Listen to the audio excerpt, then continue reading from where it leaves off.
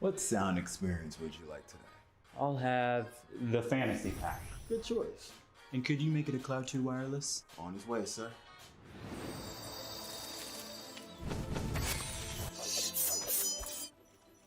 Sounds amazing.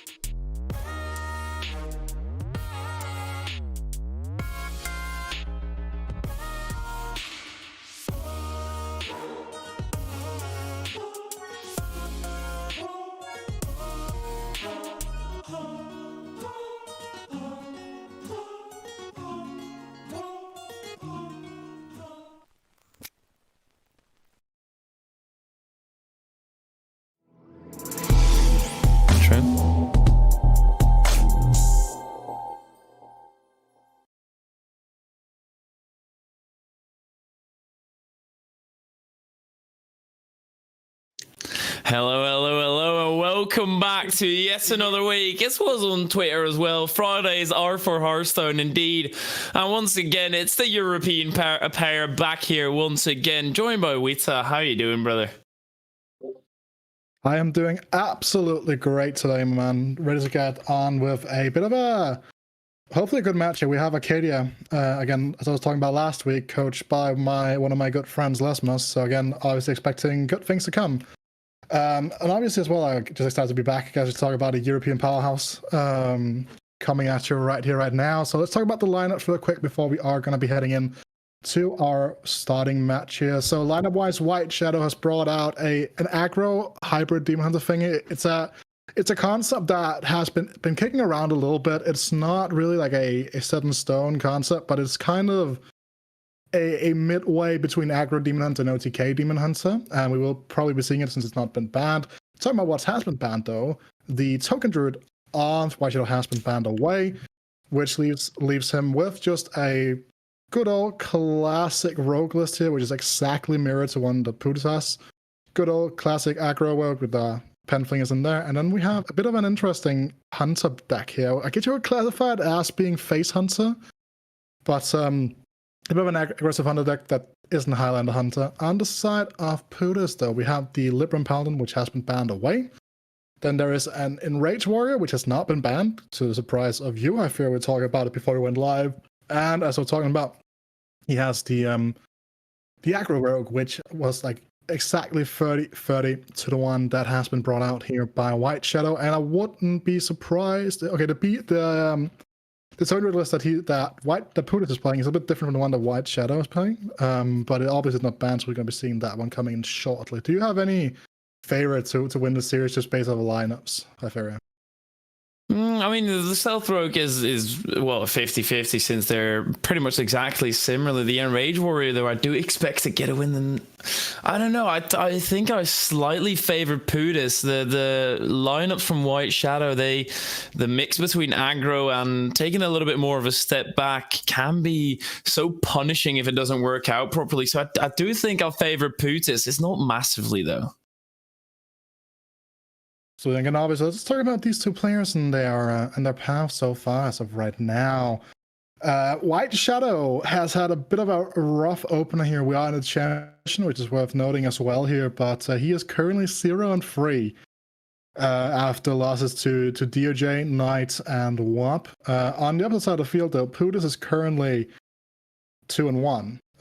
Lost in the first week against Limberry 3-0, a bit of a rubble, but actually he won over WAP, who beat his teammate, right? And also did take win versus Noah SM. And it's interesting to see how this is actually going to pan out, right? Because again, we're talking about this every time we're commentating Conquest. We are playing Conquest, right?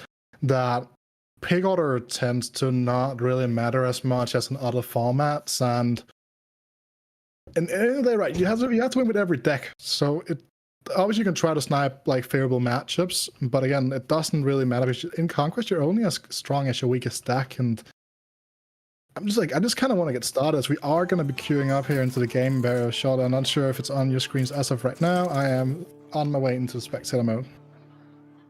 Yeah, exactly. You're only as strong as your weakest deck, indeed. And Whiteshadow, I do think, has that little bit of a weaker Ling, might not have all the cards or something like that he actually wants to complete the perfect deck selection. And that is going to be a massive problem already, since you do have to break through, and that could just explain that 0-3 record that he just wasn't really able to break through. And maybe he was trying to get his weakest link out of the way first, because then it's only the way up, right? You always want to feel good about what you're currently doing. And we do see the Demon Hunter versus the Enrage Warrior coming out first here, and well, Warrior just massively favors in this one. Yeah, absolutely. I would definitely say that it does lean towards the Warrior side of things. However, it is worth noting that with that alternative Il'gynoth win condition in there, this deck will have the opportunity to go for an alternate win condition.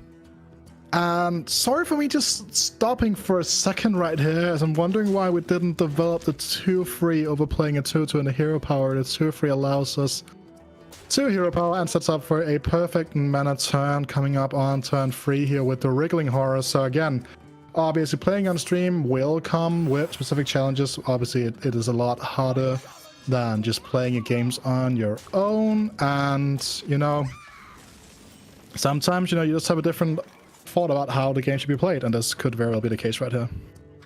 And the Enrage Warrior,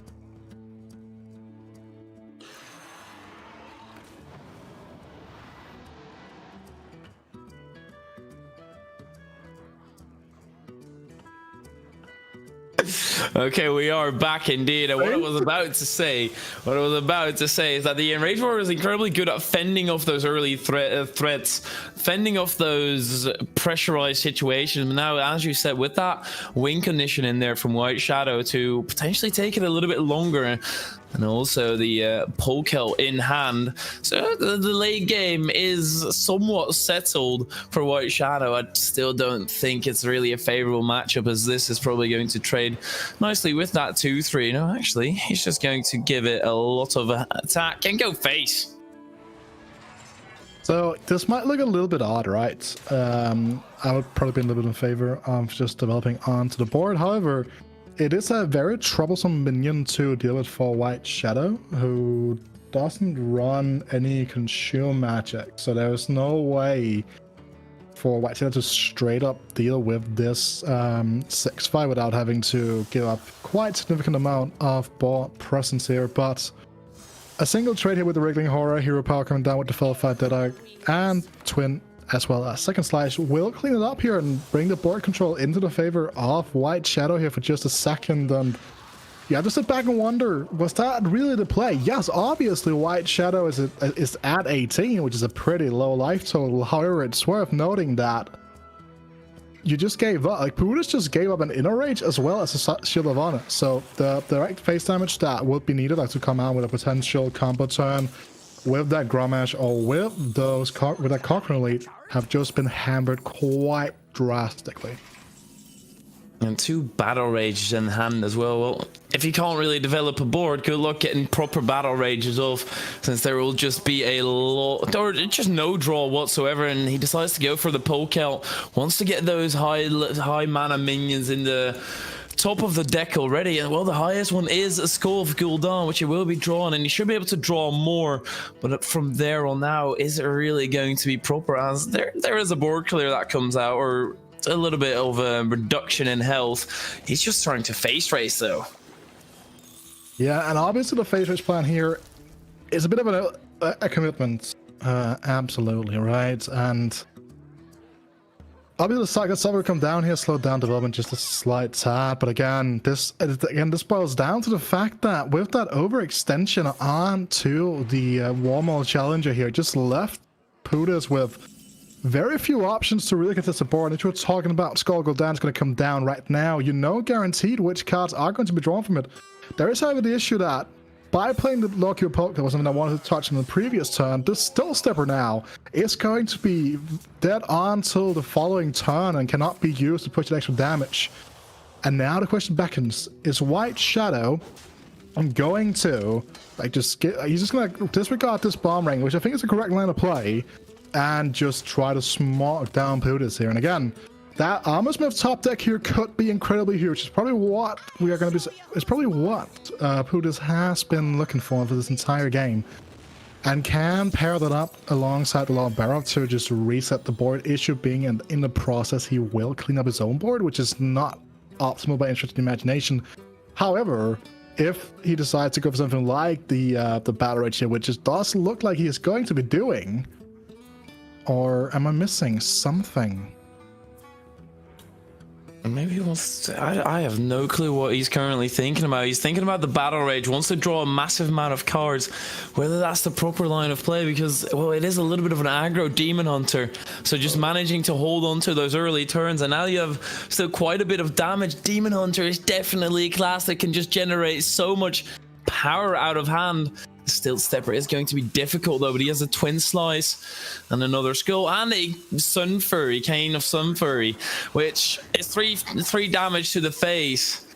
Now it could just be a game over almost. He does have a lot of armor though. Oh, it's worth done right there, as I didn't want to interrupt you though, but that top deck of the Bloodborne Brood absolutely close to pretty much just saving the game, because yes, the Skyraider came into the same hand as well at that point in time, but the Skyraider wouldn't have allowed you to deal with the Lockyer Poke Kill body, and right now Whiteshadow is staring down a board that is going to be quite hard to really dissect here. And even with the Il'gynoth plus Cane Sun Fury, he's only going to be pushing 15. And yes, that had been fantastic, had been exact lethal if it wasn't for the fact that this Armorsmith has just been topping up Pootis' life total. And you gotta question, I understand the need to stay alive here.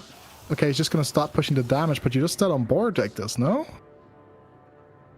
Yes. I mean, obviously the two of us, we know that there is in fact a Cochrane Elite in hand that's gonna be swinging in for lethal, right? Because the thing is that when you play Il'gynoth, you deal the damage, however, you do not heal, right? So, Shield of Honor coming off the top of the deck, you know, you always just play the top deck lethal. It's the easiest way to soldier your opponent. It's the run in. We've had that around in the Danish Hearthstone community forever. And in Rage Warrior, feels like it's been around forever, and it just takes yet another win here. Pootis going up 1-0 in this best out of 5. He didn't even go for the bomb lethal SMH, man. I was hoping for that. I'm getting a little bit of RNG in there, up in the BM that little bit more, because he still had the warrior in his hand as well. So he could have, in theory, but hey, he decides to do it safe. Or the Cochrane Elite, not a warrior. That's the entire class, but he decides to play it safe, and that is game one going towards Pootis, and he's just soaring on. He's looking to sweep it home very quickly. Yeah, and when you're looking at the lineup from Pootis, right, you're looking at probably the 4 strongest aggressive decks, if you can call them that, refers to them as that. in the metagame, right? Obviously the rogue, incredibly aggressive. The paladin, not so much. Warrior, again, can play it very aggressively. We saw right that it was a turn 8 lethal, I do believe, thereabouts. And obviously that's Token Druid we've seen, we all know what it can do, right? It just goes on the board, creates some absolutely absurd boards in the early game that you sometimes just cannot deal with. And again, I feel like at this point in time, the downfall of Whiteshadow is actually the fact that this is not a true mirror matchup. Had this been the same 120 cards across both players, this would have been an interesting one because it would have come down to a lot of queuing up and a lot of other real things to note in terms of how, like, the skill of play for the players, right, would have been a pretty determining factor in most of these mirrors. But again, when you bring a lineup that is as strong as Pootis, where it's just like all-star deck after all-star deck, and you have some more vibrant deck choices from Whiteshadow, I would like to call them. You are expecting to see things like this. However, this is a fairly solid rogue hand as of right now. Already walking Infiltrator, Sucking Shot, and the Prize Splinter is going to be deciding to full keep it as well. But on the other side of the board, that is a Lightning Bloom with a Glowfly Swarm in hand.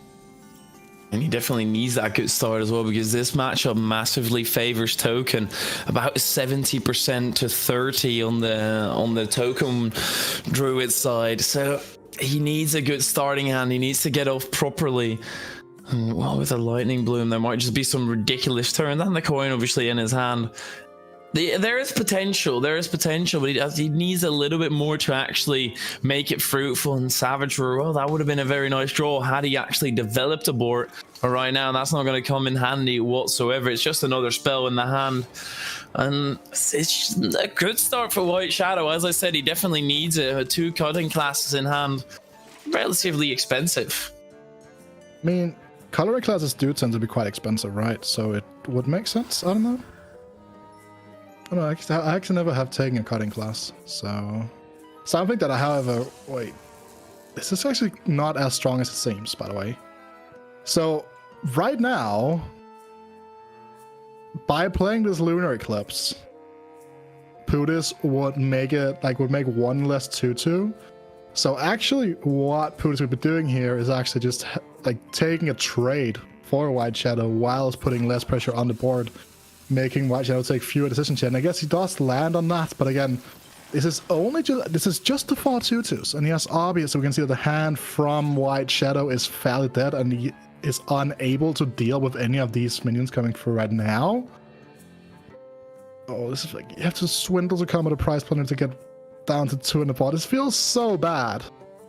It really does, because again, the sooner you can get this self-sharpening shot on the board, the sooner you'll be able to really get these cutting classes out and start cycling through your deck. And that's just not going to be this turn.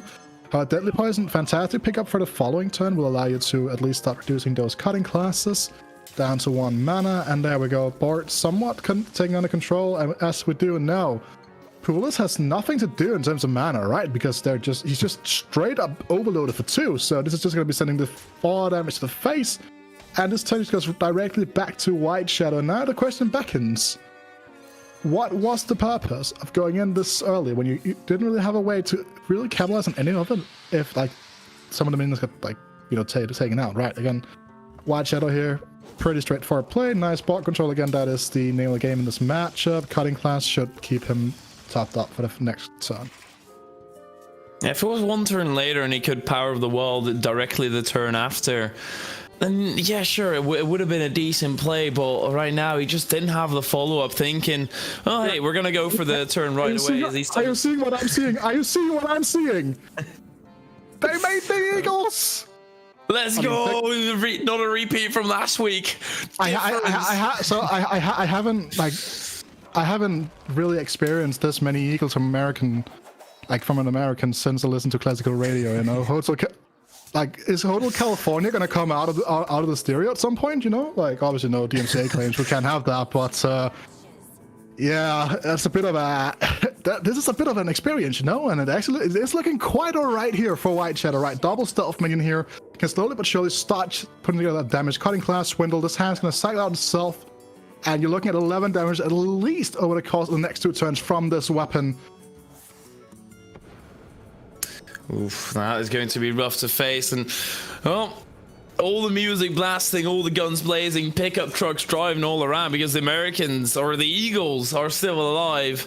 And Nature Studies picked up. It's not really going to do anything just yet. Wanting to Lunar Eclipse first, and potentially, well, either at least not play the Nature Studies, because that would just be a waste of 1 mana. He's thinking about the Savage Roar, looking to push damage early on, and just wanting to kind of put Whiteshadow in a position where he's a little bit afraid of actually dying, where it doesn't really have that many ways to push damage if it doesn't have a board.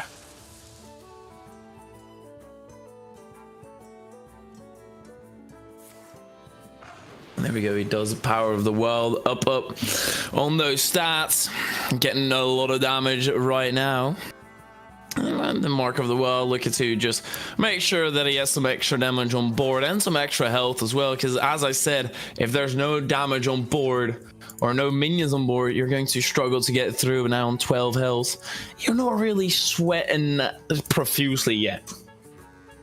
Not really, right? And then now, why should I have to figure out a way to deal with these 2 5-falls? Because if they're getting left up here, you're pretty sure you're dead at this point in time, right? So hopefully looking for something like an Eviscerate would probably be the premier option right there. And as we talk about the double, 2 of them shows up. They come in pairs today, apparently. You know, it's a 2-for-1 read extra, all about it. And I got this 90 Poison trade plus Eviscerates. Unless I'm missing lethal, which very well could have happened here, but I'm only counting 15 as of right now. Would be 19 with the Eviscerate. So it's not lethal here, meaning that this board still has to be controlled. And Eviscerate onto an Eagle, and the 5-1 should be trading in here as well. As long as you have the board with the Lunar Eclipse out of the way, you know there's close to no way for Pootis to take back board control, and it's looking like it's going to be all tied up here as Whiteshadow has lethal damage presented on the board, and Pootis has no way to answer it. No minions either. And yeah, good luck, Pootis. Good luck with your token druid if you don't have any tokens. And this really shows that early decision of not having something to follow up and just wanting to get some board presence is really nipping him in the butt now, because you see he has nothing, no fuel left to go, only buff up cards, only gasoline, and well, currently he was on fire himself. Nothing he could do about it. Pootis drops a game with a deck that he should have been winning against. Let me repeat myself, 70 to 30%. Yeah, so the thing is that stats only go so far, right? That is something you need to consider. A lot of the time it is down to player skill on the deck as well, and also like just the rogue deck. It's just one of those decks where it's just that fast that sometimes it just sneaks out the win. And this is one of those games where the overwhelming amount of damage just came through. And again, it was like, I do feel like there was probably a line where it is just a way to go in with that, with the 5-mana spell, right? Because like at that point in time, it was just too early to fall to still really do anything, especially when you're already facing down minion on board. But alas, we're going to be queuing it up right now, and this is this is a bit of a Face Hunter deck, but it still doesn't really feel like Face Hunter of yonder year. But another go around here with this token druid for Pootis at least. Yeah, I mean, Whiteshadow, he's now got a win with, in my opinion, his most consistent deck, probably the Stealth Rogue coming in, but then you have a little bit of a weird Tempo Hunter and a little bit of a weird aggro / late game, whatever kind of Demon Hunter. He's going to be struggling from this point on, and we do see in the previous results, if he did stack up with those kind of decks, the most he got was 1 win, and that could just be with that Stealth Rogue. To be fair, it's a pretty decent hand to at least fend off some pressure early on with the Tour Guides and the Dwarven Sharpshooter. And then on the side of Pootis, once again, his starting hand, not really what he was looking for. Debatable gameplay coming through. I don't know, like I feel like I just wanted to have this 1-3 on the board. Like, yes, it's absolutely incredible to have this ability to ping off any tokens generated, but when it really boils down to it, like, what do you even deal with here? And I expect this to be Lunar Eclipse into Fungal Fortunes. There is a case for playing bees because it will allow you to divert some of the attacks that will come through from this Imprisoned Felmor. It makes it a 25% chance to hit the face rather than a 100% chance. And the 1/1 tanks 1 for the team. Honorable mention for the B. Taking one for the team here, absorbing damage for the face, and Pootis, he just needs to look for those proper draws. The token generation is what he's looking for. With the Fungal Fortunes, that is something that he can be looking for. He just wants to hold on a little bit longer now, at least get away some board presence. But now surely he's looking to get something going and get some more things in the hand, and does end up playing the Fungal Fortunes. Hopes to take a lot of damage this turn, or at least, well, 7 and the hero power probably to the face. He does end up finding a Glowfly Swarm with it. The Glowfly Swarm obviously being a big pickup here, but the Gibberling being discarded is a bit of a... It's not a disaster, right? But it's a bit of a downfall. However, what might be disastrous is that top deck of the Dragonbane turn 4 tour guide discount all stacked up as well.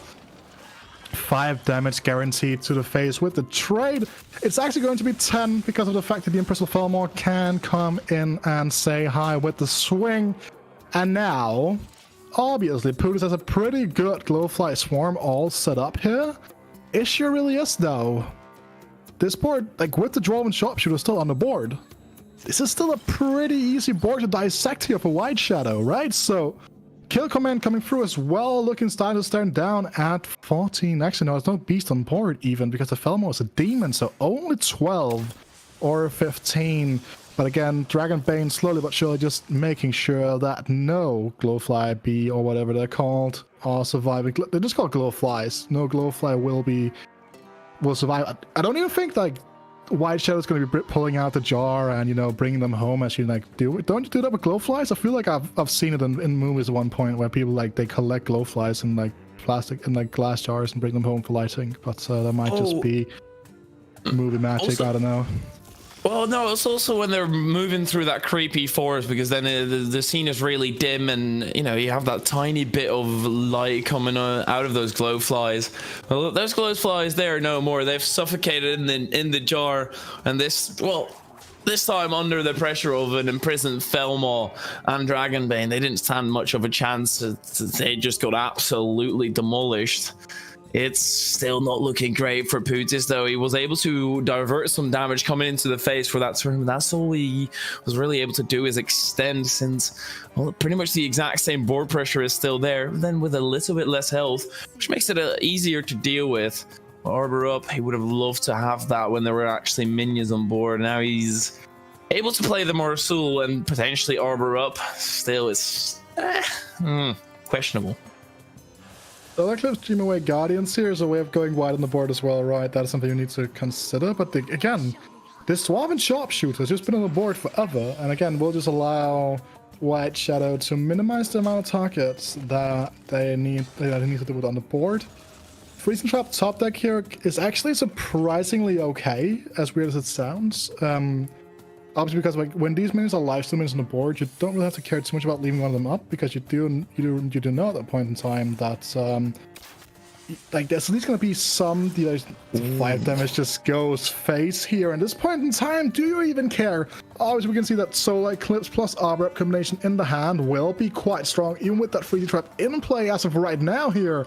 And it's very obvious. Whiteshadow says, you know what? I'm playing Hunter. I'm going to launch my Inner Smork, and I'm just going to leave you to deal with it to the best of your ability. However, with the best of their abilities, Solar Eclipse, Arbor Up. If you've seen it before, you know you love it, you know you hate it, which side of the coin you're on. If you're Whiteshadow right now, you probably quite hate it. But this is a bit of a board coming through. Arbor Up, good card. And obviously, Freezing Trap, as we're talking about, is not going to be as impactful because the board wasn't dissected. So there's still going to be a 10 HP gain here overall, like amongst like almost a 20 point swing.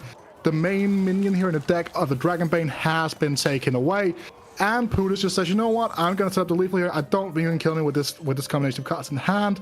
And we know this is gonna be a slow, what looked so secure for a second here for Whiteshadow, it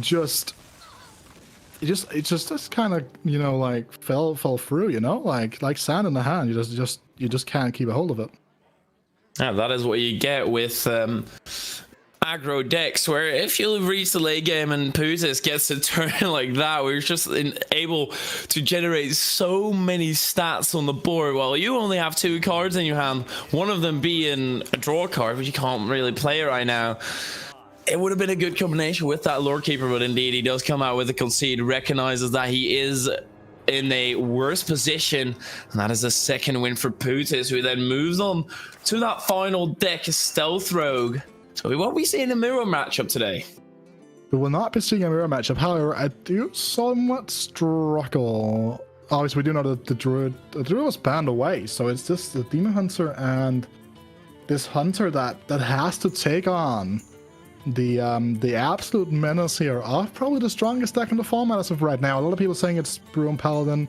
Some people still swear by Demon Hunter in the OTK version again, but like, I don't think there's any debate about this aggro rogue being one of the best decks around. And as we can see right now here, this hand from Whiteshadow isn't that slouchy either though. So Intrepid Initiate plus Double Infestation, Explosive Trap, surprisingly in the matchup as well, but I don't think you might regret not keeping it around, but I can understand why you would want to get a stronger tempo play, all things considered here.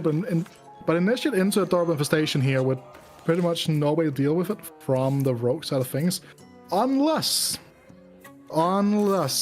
Spy Mistress Coin Prize Plunderer comes down. That would be the biggest of big brain plays, and I can see a very strong case for it, because you have that. You have the Sneaky Delinquent coming down from the top of the hand here. So whatever early development that Whiteshadow was hoping to get this game, it's slowly but surely starting to slip away. And now that Explosive Trap is looking pretty juicy, but the issue is that it's just no longer there. Yeah, it's not there anymore. Not expecting to have that much pressure on the board, or at least Whiteshadow regarding Pootis. Here we are, a lot of pressure coming in on the board. Freezing Trap, sure, it's going to fend off 2 damage, because I must assume that Pootis will play the Prize Plunderer first. But still, it's just not looking great for Whiteshadow here. There's so much pressure on the board, and the Deadly Poison together with a self-sharpening sword. That is a tongue twister and a half, by the way. It's just going to create more damage, even though he's not able to play it this turn. You know, the good old triple S, as we often refer to as, just because, you know, it's a triple S, you know, self-sharpening sword. It's kind of hard to say, you know, say that 10 times in a row quickly without falling over your words, will you? But I don't know why we did not develop the self-sharpening sword as of right now. The thing is that, obviously the next turn, like, if you, like there's no weapon rule in the deck for Whiteshadow, right? There is no reason not to develop it, because of the fact that the play here with the Wolf Walking Infiltrator, sorry, should I say, plus the Grey Sage, which is the setup play coming through here from Pootis, is still an option on turn 4. But as of right now, we just don't have a self-sharpening sword in play. The main component of this entire deck, the engine almost, like the main way of closing out games, is not active right here. And again, yes, the deck is, I wouldn't say it won, because it definitely isn't, but we do like realize that Pootis in a pretty strong position here, and it's just deciding not to go self-sharpening sword plus Deadly Poison, I guess. Wants to use the hero power first and use that remaining charge, and only then develop the self-sharpening sword. I mean, it is utilizing all your components to the best of their ability, but sometimes you also just have to say, you know what, I don't care about that one charge, we're just going in no matter what, sure, whatever. Now there's a 3-3 on the board, 26 health still for Pootis. Plenty of time, plenty of space to develop that triple S. I'll just go with triple S, not going to dare to say it again, because I know how it worked out last time. And Whiteshadow, he recognized that he has to just, well, push a face right here, put him down to 19. Triple S straw is not going to help him whatsoever. So let's talk about follow-on effects, okay? Obviously, we can see now that the Natural Poison does mean that this does a bit of boosting here, but obviously, yes, there's a lot of damage coming through right now, guaranteed. But like, there's a world here where Pootis would have been forced to like try to kill this Felmore, and that would have been a possibility if they had used the Exor's Wing on the weapon on the previous turn. but that was obviously not going to be the angle here. They are very fortunate again in a sense with some of the draw, but this deck, and we're talking about how explosive this deck is, right? This is now a 6 attack, so that's 11 needed, like 3 damage needed from the top of the deck. And again, it's worth noting that with the Greater Sage coming through from draw next turn, that is a pretty likely outcome. But if the draws like they don't hit next turn, there is a significant amount of damage being projected on the opposite side of the board, as well as 2 draws from this Voracious Reader coming through, and the Dragonbane is going to start showing his abilities as well. Secret Passage, though, is a massive pickup here. Question is if you go Great Sage first, because again, the draw you're looking for is either going to be you're looking for Eviscerate, you're looking for Cutting Class, you're looking for that Sinister Strike. So again, even another Nitro Boost Poison as it comes through to the hand here would have been an option, but again, you need a card to activate it. And Eviscerate is found, though. Again, it's just like this is the disgusting card draw engine of this deck. One of the reasons why it's so potent. I just look at these cards coming through. Like, Pootis drew like 4 or 5 cards that turned on turn 6 while still having a Secret Passage in hand. That is just why this deck is so potent, and why you're talking about you probably would expect to see it banned, right? Because it's just such a strong deck, and it just comes from under you very, very often, just takes you by storm. Oh my word, I don't know how that just drew so many cards. The Stealth Throw coming in so massive. The Hunter just having absolutely no answer to it. It's just being forced into a position where he just has to take damage. And he was looking at that card draw as well, and basically hunkered down and said, oh boy, this isn't going to be pretty. And guess what? Spoiler alert, it wasn't pretty. I mean, it's not really a spoiler alert since it was at the end of the game, but it wasn't pretty. And that is a 3-1 victory. Once again, Whiteshadow only being able to take 1 victory here. Yeah, again, obviously, it's worth knowing that obviously, again, it's all about development as well, right? And obviously, I haven't watched any of his games on stream before, so I can't really like attest too much. But obviously, again, it's one of those series where if you go down through the VOD and you'll start looking at specific turns, which I know they are doing at Arcadia, you can actually start looking at specific plays that you ended up making, and you ended up making in a game, right? And if you do not want to make any mistakes when you are setting up anything regarding to esports, you just try and check out metaprogaming.gg, because Meta is a full-service esports management, developmental, and consulting company. You know, it provides esports coaching. You know, so again, if you want to up those skills, you can get in there. It offers college esports management as well, and optional arena design and equipment. So again, if you anything you need, pretty much, you know, metaprogaming.gg. Exactly. Anything you need, metaprogaming.gg. Make sure to go visit them. A massive thanks to our sponsors, of course, because that is what makes Hearthstone Fridays possible, and any of the other games that we host as well. But that will be it for this game after a 3-1 victory from Pootis. Well deserved as well, making sure that everything stayed within his control enough to close out every single game.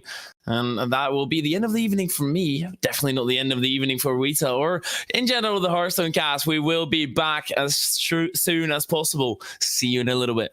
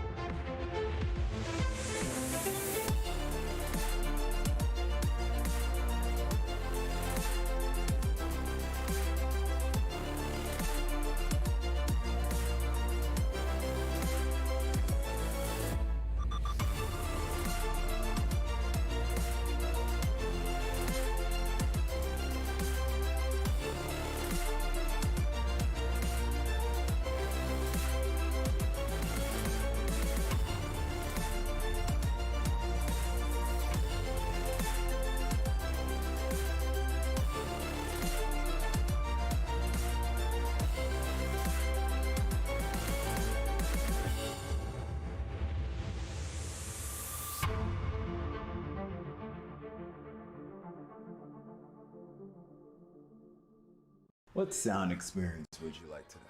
I'll have the fantasy pack. Good choice. And could you make it a Cloud 2 wireless? On his way, sir.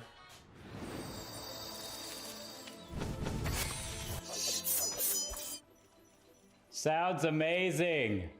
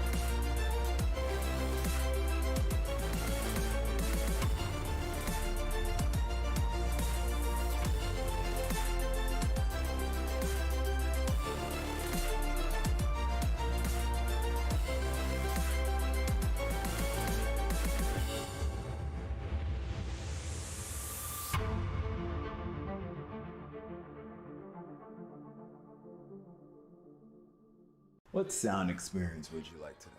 I'll have the fantasy pack. Good choice. And could you make it a Cloud 2 wireless? On his way, sir.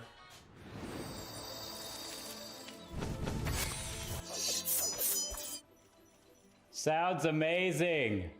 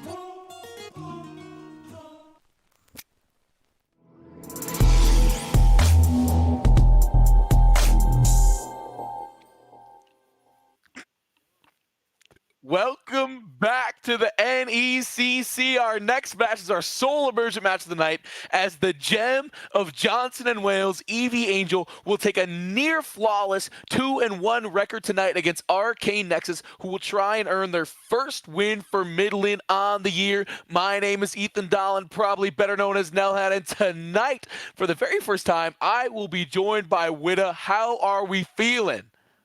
Feeling all right. I just got to watch some interesting Hearthstone gameplay between in an Acadia mirror, which obviously we did see that Pootis ended up winning. So that was a bit of a great one coming out of that. So now obviously this matchup, I feel like it's an interesting one to watch because these lineups, at least on one side of the board, is a little bit homebrew and the other one is a little bit more traditional. So should we get into the deck action right here? Homebrew.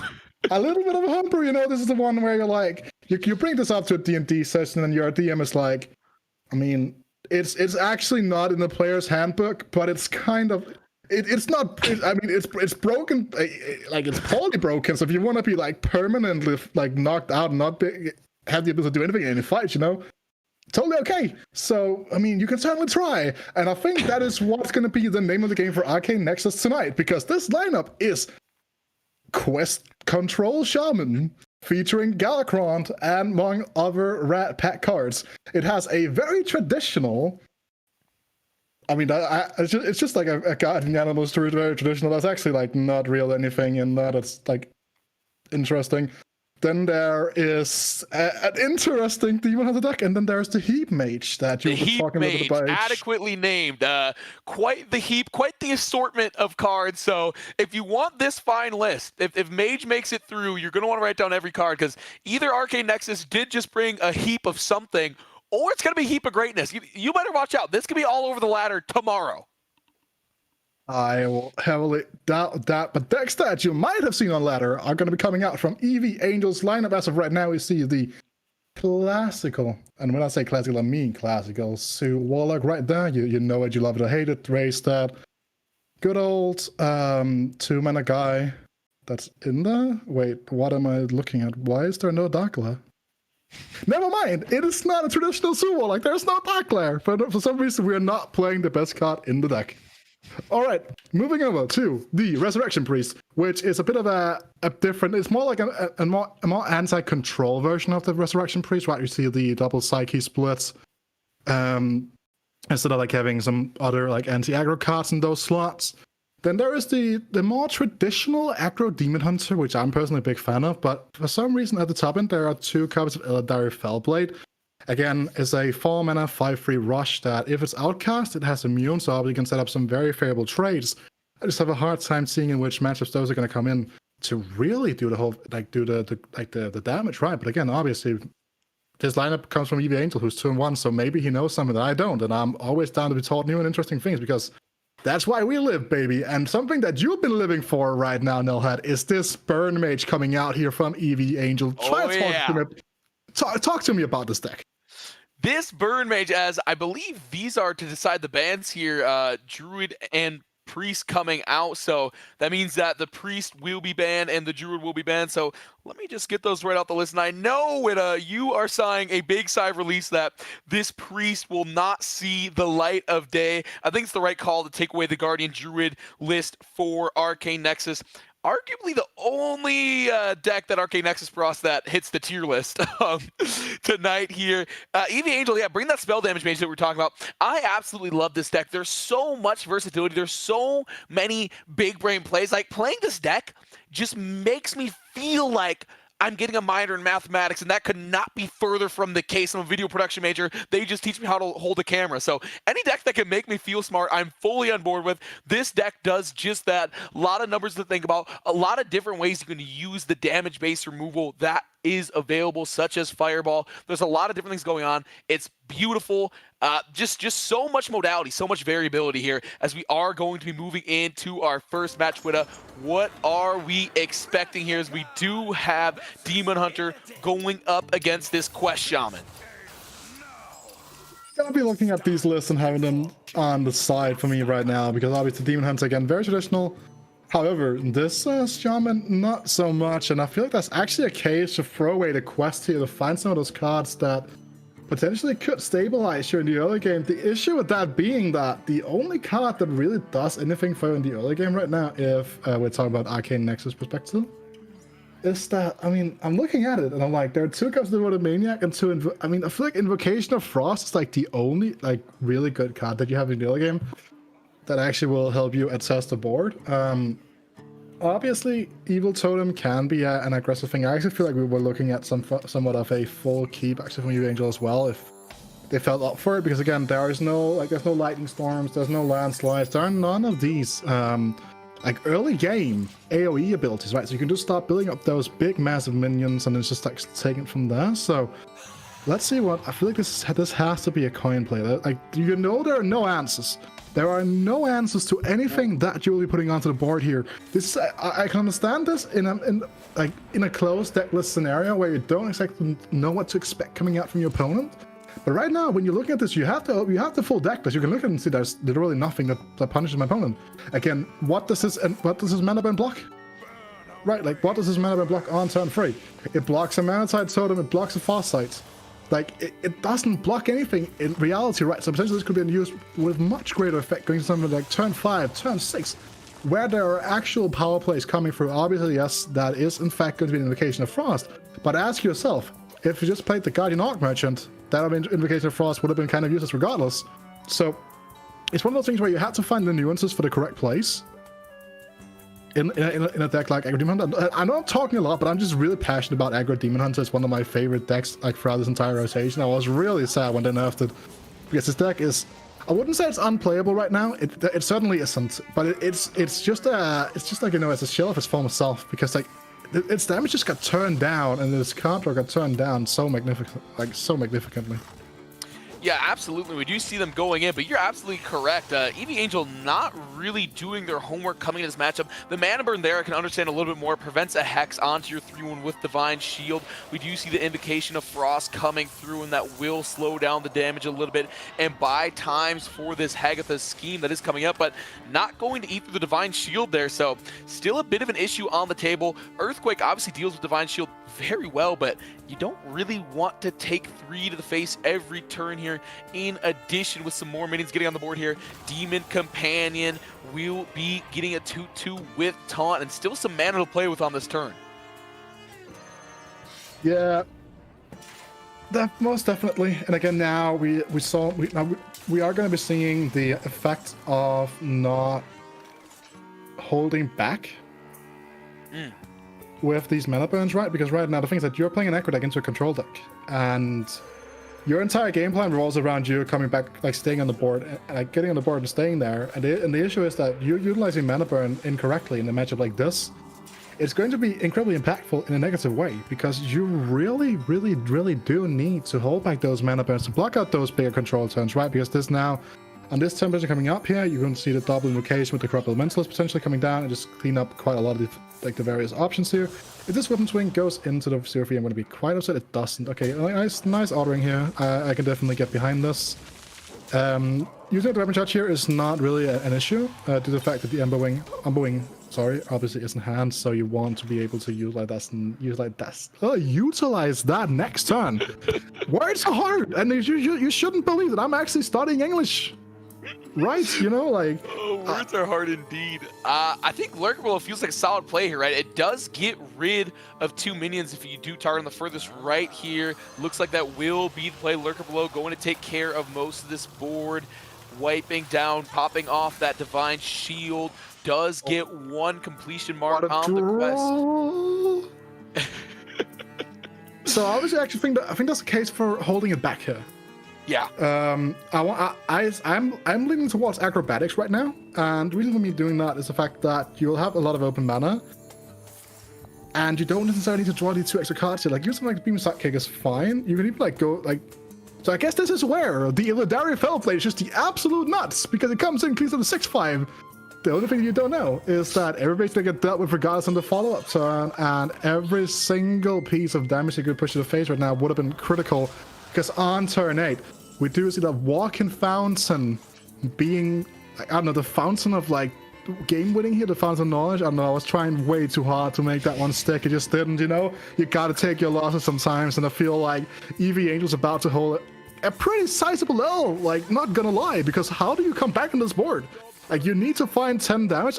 Exactly second copy of Twin Slice would be enough to close out the game, and that's a Blazing Battle Mage. That is not a Twin Slice. Yeah, this Walking Fountain is just going to be an absolute menace, and you're right, there's not really anything they can do. This game's going to start sliding away from them. They can push in as much damage as they want this turn. They are going to opt to just take care of that spell damage totem. So in will be coming this Walking Fountain foray with Lifesteal, Rush, and Wind Fury. It's a lot to take care of. Oh no, this is so greedy. Oh my goodness, invoking Galronk here. Galakron being banked on for the dub later on. You do get the 2/2-1s with Rush here, but man, you're right, it's a very greedy play. You have it out. You have the Walking Fountain. It can't be dealt with. The draw there, though, I don't think is going to be enough. Picking up that Voracious Reader, it does look like going to roll that one out. We'll be able to draw some cards. Walking Fountain should come down without a doubt this turn. You say without a doubt it's going to come down. The issue is not. Is it though? Question mark? Oh. Demon Claws coming through right there. Not sure. And there's the second slice. I thought they were gonna hold on that for hand. I'm like, you might want to read Voracious Reader one more time. Puts them down to 4. Arcane Nexus has the answers in hand. There's no way. I mean, so again, it's worth noting that this build of the Aggro Demon Hunter that EV Angel is playing is not one of those. There's like no silences. There is not a there isn't a combination of Eldritch plus Scolical Dam, which is obviously also a very common closer for this deck, and this Dragon Pack is going to be pretty hard to get through for EV Angel. I would have liked to see the lead here with the Stilt Stepper, because Stilt Stepper here would be it's coming out of the hand regardless, right? You need to figure out a way to really, like, you can play again, like.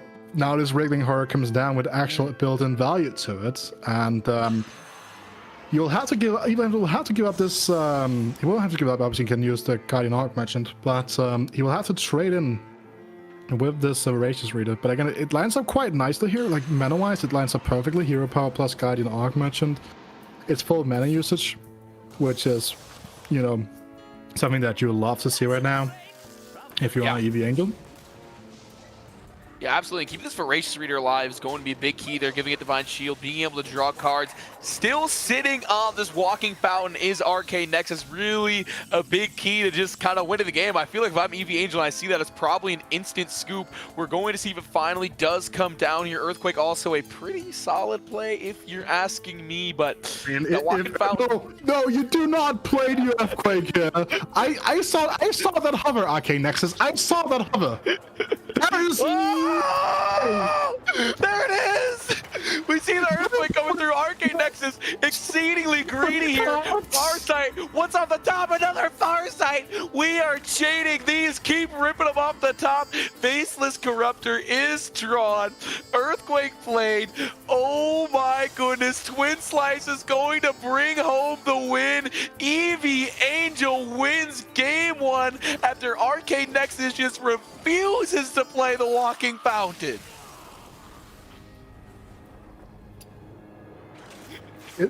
I don't know. Me, oh my. Arcane Nexus going thirsty, leaving that fountain on the bench. Nothing to drink from. Definitely going to have to review the game film on that one and find out, hey, this is what stabilizes. This is why this is in the deck. It's exactly to combat situations like this. It's got the Wind Fury. It has the Lifesteal. It does so much to stabilize your position as a slower deck, yet just sitting on it and sitting on it. And as a result, EV Angel will get the dub in game 1 with Aggro Demon Hunter. Game 2 here, Zulok going up against this Demon Hunter list from Arcane Nexus. Is it safe to come out yet? Is it over? Is it done? Oh my goodness, what a fiesta there in game number 1. EV Angel doesn't even know what was in hand. That's the most beautiful part for me. If EV Angel goes back in VOD reviews, they're gonna be sitting, did I win this game? Wait, did I?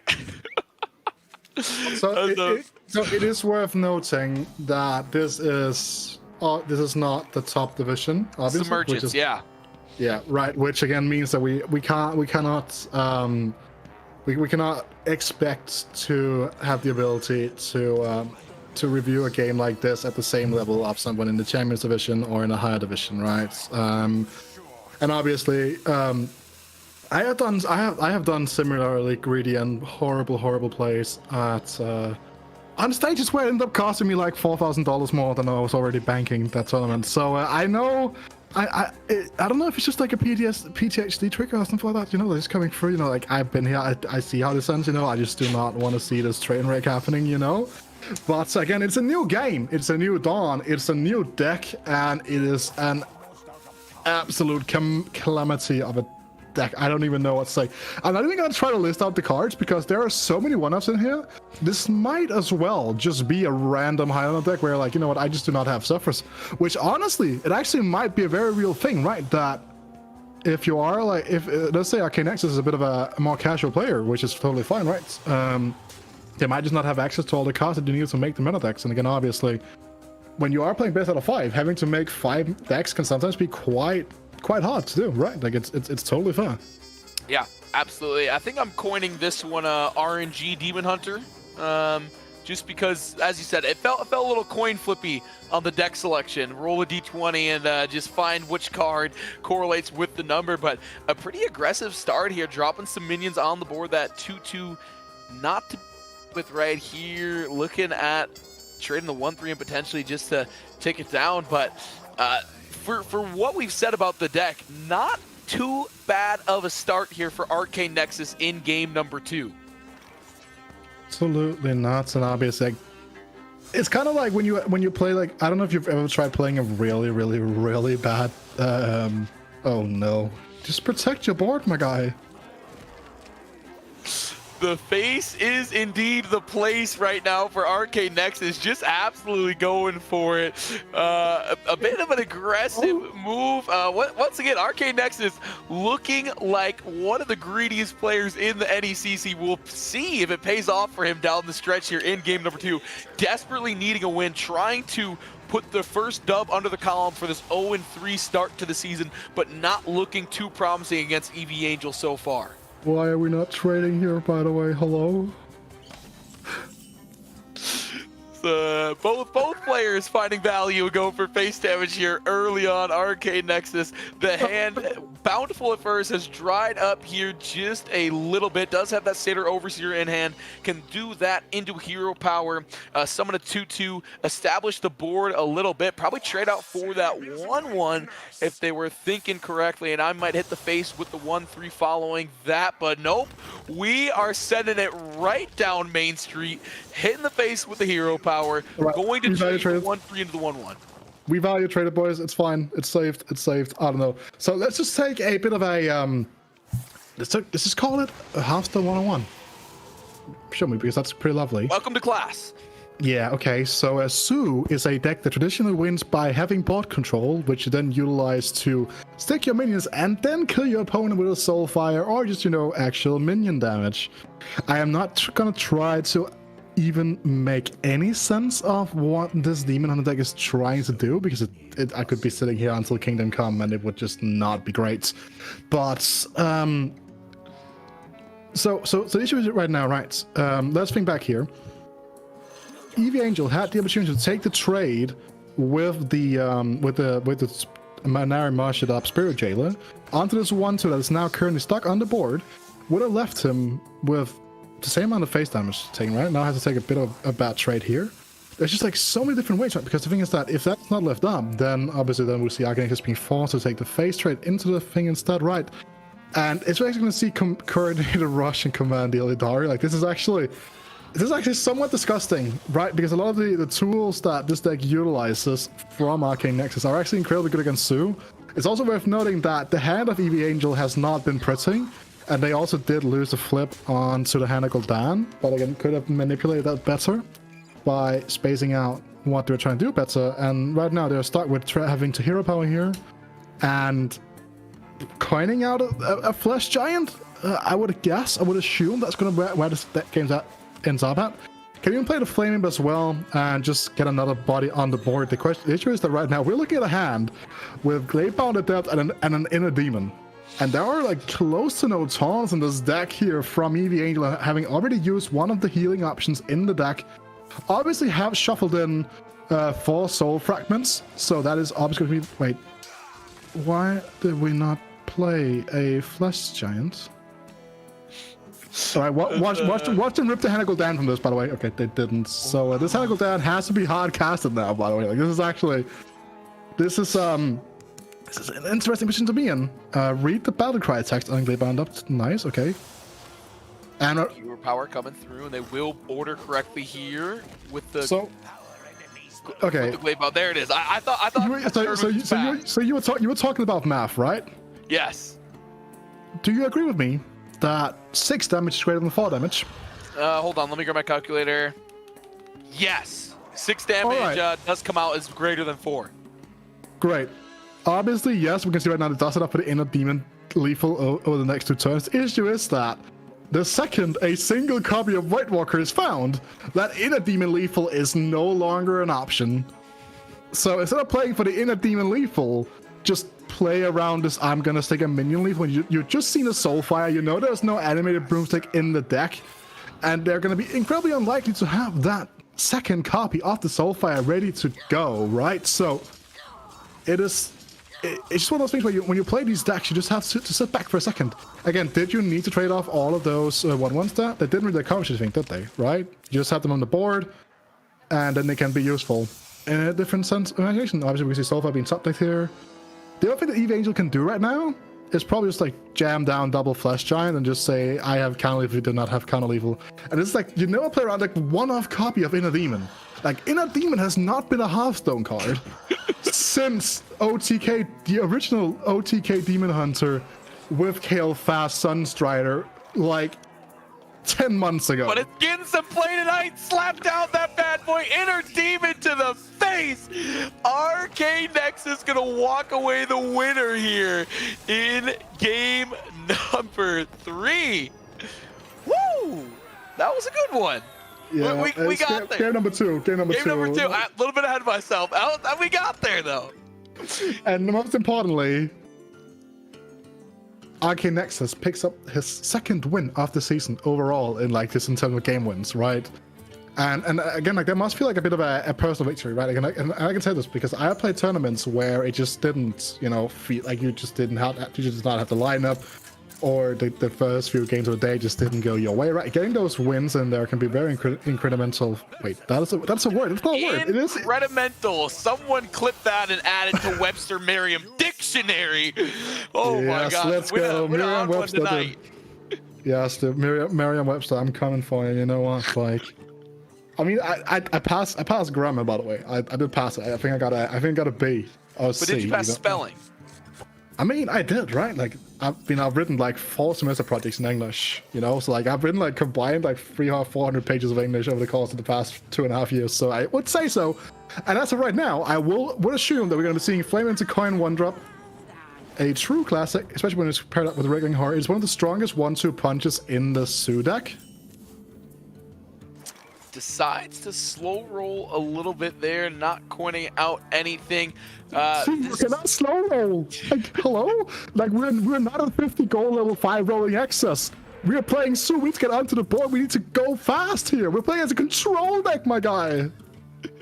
Absolutely. Starting a little bit slow. NECC is once again rolling out this Quest Shaman that we did see in game number 1. A greedy downfall there in game number 1 for NECC. But as you said, NECC picking up their 2nd game win of the year there in game number 2. Has to be a bit of a confidence booster there. Flame Imp coming through right here. I would expect it to follow up with that Void Walker. There it is, going to be able to protect both 3/2s.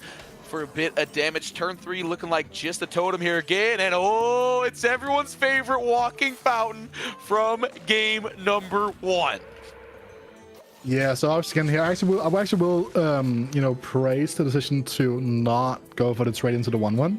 Because again, with the 1 free start line coming down, it is not going to impact you in any way.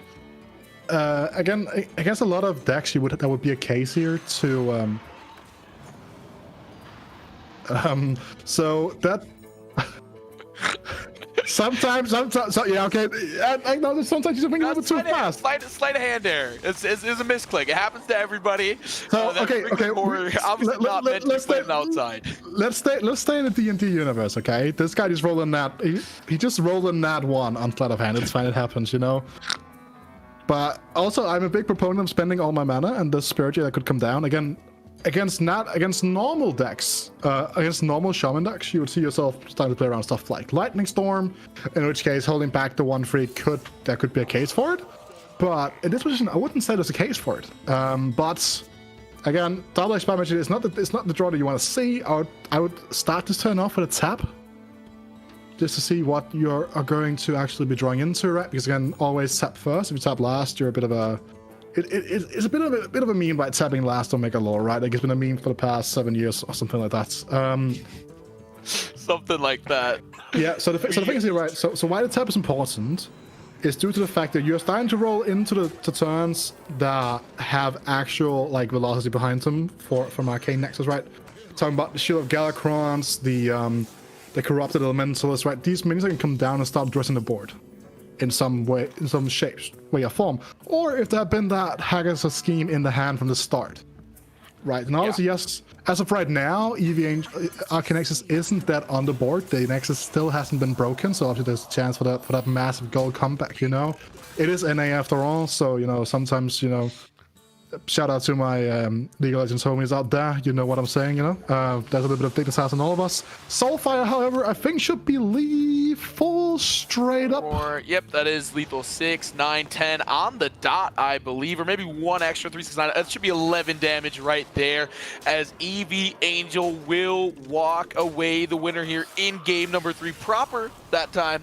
Game number 3. Moving on there, getting that win with their Zulok. That is Demon Hunter and Zulok now won. All that is left to win with for EV Angel to improve to 3-1 on the season will be my favorite, this spell damage mage. As we said, a pretty dynamic list, pretty fluid in how you can play it, just considering how these damage-based removal spells such as Fireball play out for mage. I'm excited to see what comes through. And you got a solid amount of RNG elements. You got the Janice Barov. There's some exciting things that can go down as the Quest Shaman will be run back here for Arcane Nexus. I actually want to applaud, right, is Arcane Nexus's choice of hero portrait. King Rastikan, absolute elite portrait, okay? Just want to get that out of the way here and just point it out as an elite portrait. Elite portrait. The portrait game is strong, but EV Angel's hand might be pretty strong as well. Has a solid 1-2 right here. Continues to draw some low-cost spells. There is the Brain Freeze going inside a hero power and just crack in there with the 1-1, that Violet Spellwing doing a little bit on the ground. What are we looking at here for Arcane Nexus, trying to salvage this match? Looking at, to be honest, yeah, I don't really have an idea about how this matchup is supposed to go, right? I would assume that, granted that EV Angel leaves us a board at some point, there should be a significant amount of healing available to go with that good old-fashioned Living Fountain we talked about so much earlier on. However, we'll also be looking at a significant amount of mid-range sized minions, which can be quite hard for this mage to deal with, right? I'm just gonna bank the damage with the Arcane Missiles. I actually do kind of like this. I would probably prefer that to just be a holdback on the Brain Freeze, since the Brain Freeze is one of the few options that EV Angel has without, like, that doesn't go phasing into dealing with something like the Shield of Galakrond that we can see in the hand, for example, right now. Ancestral Healing on a 0-2 totem. That's a bit of a... It's a bit of one of those more desperate play. But I like the consideration, to be honest, right? Because the thing is that Ancestral Healing is a way of you protecting your life total. And I just, you know what, we're just sending 7 damage to the face this turn. The question, like, the issue that I have with this is that we're trading here, because there is no follow damage, there's no cycle in the hand as of right now from EV Angel either, right? Like, we're not seeing those Arcanes, like, we're not seeing the cram sessions. The primary engines of this deck in terms of keeping the draw going are not there right now. There's not even Wand Thieves in the hand to artificially, like, generating cards. Like, there's just not an option as of right now. again, Frostbolt, nice, fantastic way of dealing damage to the face, deals fall. But again, Sorcerer Apprentice, like Brain Freeze, Frostbolt, again, just doing some damage, but you're not killing your opponent, and your opponent is now going into territory where they have the option of actually starting to play cards, right? And that is the thing that you need to consider. Yeah, you do have to definitely think about it. Arcade Nexus going to get online here in just a second. You're absolutely right. Eevee Angel is left stranded here with what's in hand and what is on top. You don't want to be top decking this early in the matchup. There's the Sorcerer's Apprentice coming through. Brain Freeze to boot will take care of the O2 on the left-hand side. Frostbolt going to the face and then going to trade out on board, smacking for one additional. Sitting at 11 HP. I mean, you've got them where you want them life total wise, but there are just a lot of ways for this board to stabilize right now. Farsight coming through off the top. A Walking Fountain discounted to 5 is going to just hurt. We are going to get to choose a dragon here. Solid options. I guess Big Ol' Whelp helps complete. All three of them are battle cries, so going to help complete their. It was odd. We got. Is that Discover a Dragon or Discover a Battle Cries? Discover a Dragon, correct? But all three ended up being with Battle Cries. Yeah, that's quite good, right? So obviously now Cram Session, we're talking about this card being an important option, right? I can say the draw's going to keep on coming, don't stop coming, and then we just start seeing All-Star, right? Yeah, like spell damage is fine, it's great, but as of right now, it doesn't really provide the lethal Cram damage. Session into Arcane Intellect's exactly what they needed. There is Arcane Missiles. Oh, hold on just a second here. Wand Thief off the top as well, gives you some card generation. Still 3 mana on the turn. Right. Gonna get the Arcane Missiles here. That's 4 more to the face. 5, 6, 7, 8. Yep. We're 2 off. Play the Wand Thief.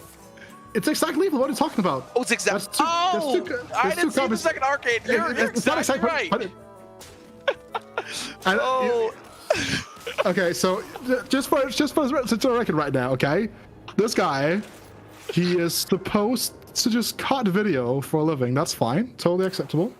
That's cool with you, obviously. That's fine. Man. But like even then, you have to like be able to like, I don't know, like count in that, right? You have to figure out when like the video and the audio, you know, like. Oh no. Premiere does all the work for you. Premiere does all the work for me. You heard it here first. The Adobe Suite has just absolutely solved my degree.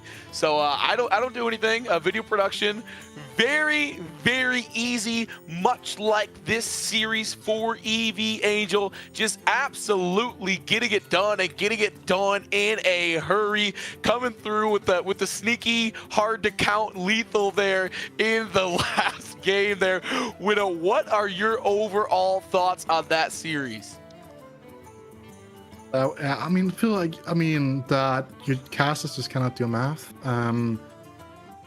That's an overall takeaway from just watching more or less any cast in the world, right? Like just doing maths on stream, it's like it's a sin. It's hard. It's hard. It's hard. It's hard. To be honest, like sometimes if you're like not used to playing on stream, sometimes you'll end up making like stupid mistakes you're not thinking about, right? Because like I've made mistakes in the past as well, where I should have lost a game, I didn't end up losing because my opponent misplayed.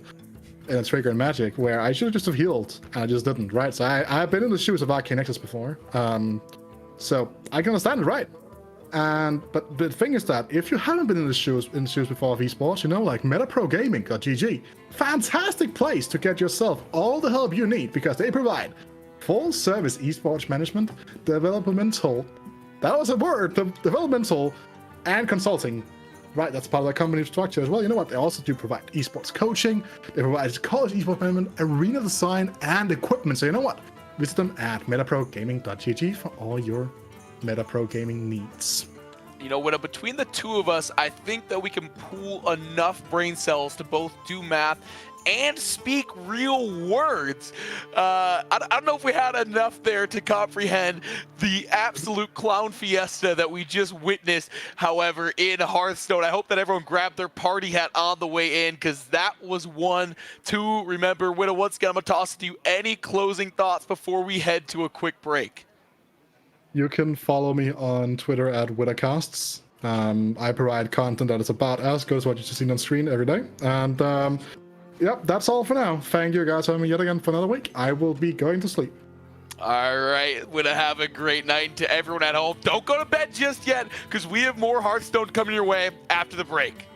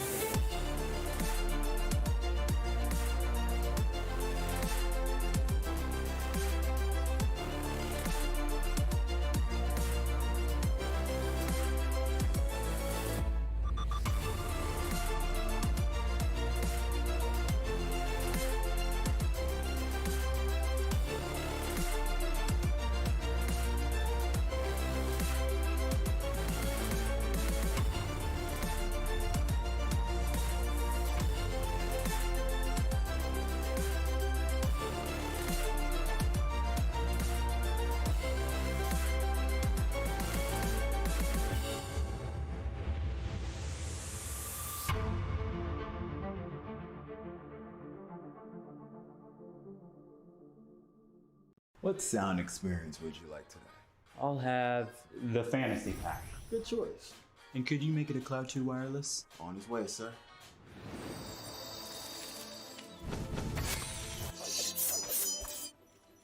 Sounds amazing.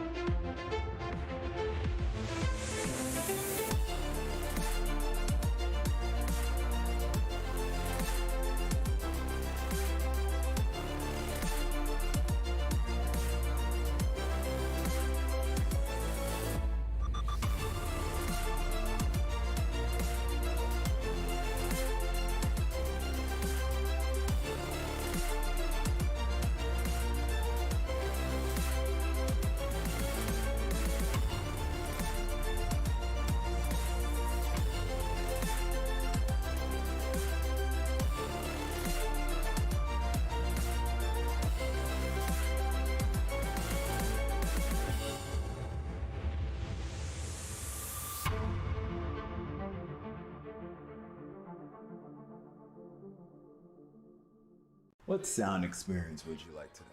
I'll have the fantasy pack. Good choice. And could you make it a Cloud 2 wireless? On his way, sir.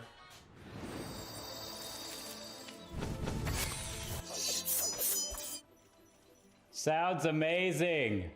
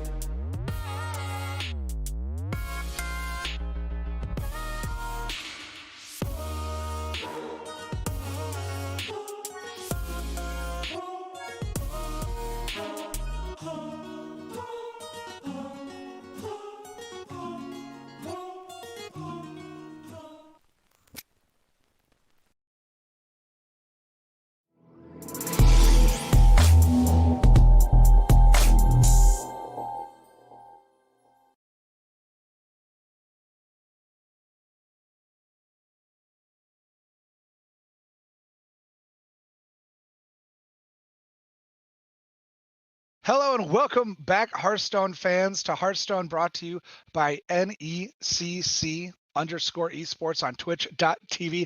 I am Coach Jim. With me tonight is Mick, and we've got Wub and Paper Ninja. East Tennessee State versus California Santa Cruz. East Coast versus West Coast. Mick, what's it look like we're going to see tonight? It's looking like we're going to see a little bit longer games today. You know, we've seen a lot of very aggressive kind of play styles with all these guys, but looking at the lineups tonight with, you know, how Wub has his, you know, corrupt paladin, how we got just lots of paladins, warriors, priests, lots of slower archetypes compared to what we're usually seeing with a lot of rogue, demon hunter, and, you know, even regular hunter, things of the likes of that. So overall, we're going to see a lot more turn 10s possibly coming around when, you know, they get the chance, if nobody's running that stealth rogue just yet, and just allowing the game to elaborate itself a little bit more and showing, you know, a lot of intricate boards to come out tonight. All right, we do have the deck lists. We do know that there's been one ban already. So Demon Hunter has been banned away. Our producer's saying something, I didn't quite hear him. We'll do a ban match as well, is what he's saying. But it looks like Demon Hunter got taken out. So on that side, we'll have Priest, Paladin, and Warrior. We do not know about the other ban yet, but those four are Warlock, Paladin, Mage, and Rogue. So one of those definitely going away. And it looks like they're getting ready to get into game here. Mick, who do you like here in game one? In game one here, I'm really liking, you know, Paper Ninja overall. You know, we sit there where you're talking about him off screen. You know, he's kind of back and forth, but also, you know, I still have a little love and heart for Wub here because, I mean, Paper Ninja on the ladder, he's had so much success there. I would love to see Wub kind of, you know, compete on a competitive level and show, because on the first week, we did see Paper Ninja fall. So, I mean, overall, he may still be doing well on ladder, but with the expansions, with new expansions coming in, with new standard sets coming in, with all kinds of different variety coming to the meta up here, coming pretty soon overall. Especially with this month of new expansion being released, as well as a whole new core set coming out. You never know what these guys are going or how they're going to perform on ladder going forward. So overall, hopefully I'm getting to see Wub with his little Diamond 3 crest going on tonight, showing that his grind on ladder is actually taking him somewhere in the competitive stage. Are they in game, Mr. Producer? Are they in game? Yes, Wub and Paper Ninja. Yes. As did mine. Yeah, Wub is actually running Demon Hunter, and Paper Ninja is running Warlock right now. So we're seeing Corrupt Warlock against, just your standard run-of-the-mill Demon Hunter, which is, it's truly optimal. It's so aggro-based, so, who isn't going to run it? You're not going to run big demons or anything of the likes of that. Overall, you do want to get that very early damage. You want to go ahead and get Warlock into a low stage with that health, as well as, with that hero power that Warlock has stacked on top of it. You want to go ahead and manipulate that as best as possible. Correct me if I'm wrong, I thought Demon Hunter got banned. This is the ban match. Okay. Yeah. So the other ban then was Warlock. Obviously. Okay. So then the other ban was Warlock, because we were talking about the bans earlier. We'll see if I can get in here, because I cannot see what Mick is seeing at the moment. Mick, kind of talk people what's going through here, because I can't see it, and neither can the people at home. All right, well, I think neither one of these guys are really seeing too much either, because as I was explaining how the archetypes match up, nobody really played any cards. Demon Hunter had a free turn 1 and all, but I think these guys are just throwing it for the most part, because nobody's playing any cards, interestingly enough. So everybody's just going for late game? Warlock has 2 Spirit Jailers in hand, and Demon Hunter always has his hero power to go with, so not exactly sure what these guys are doing here with this. Oh, Demon Hunter's now actually doing something. He's hero powering, and I'm not... Okay. What do you mean they're waiting for? I can see half of them. I can't see Paper Ninja. Yeah, I have no... There's the eyeball. I had no eyeball. Yeah, I'm solid. I don't know why they would wait for me. I'm not worth waiting for.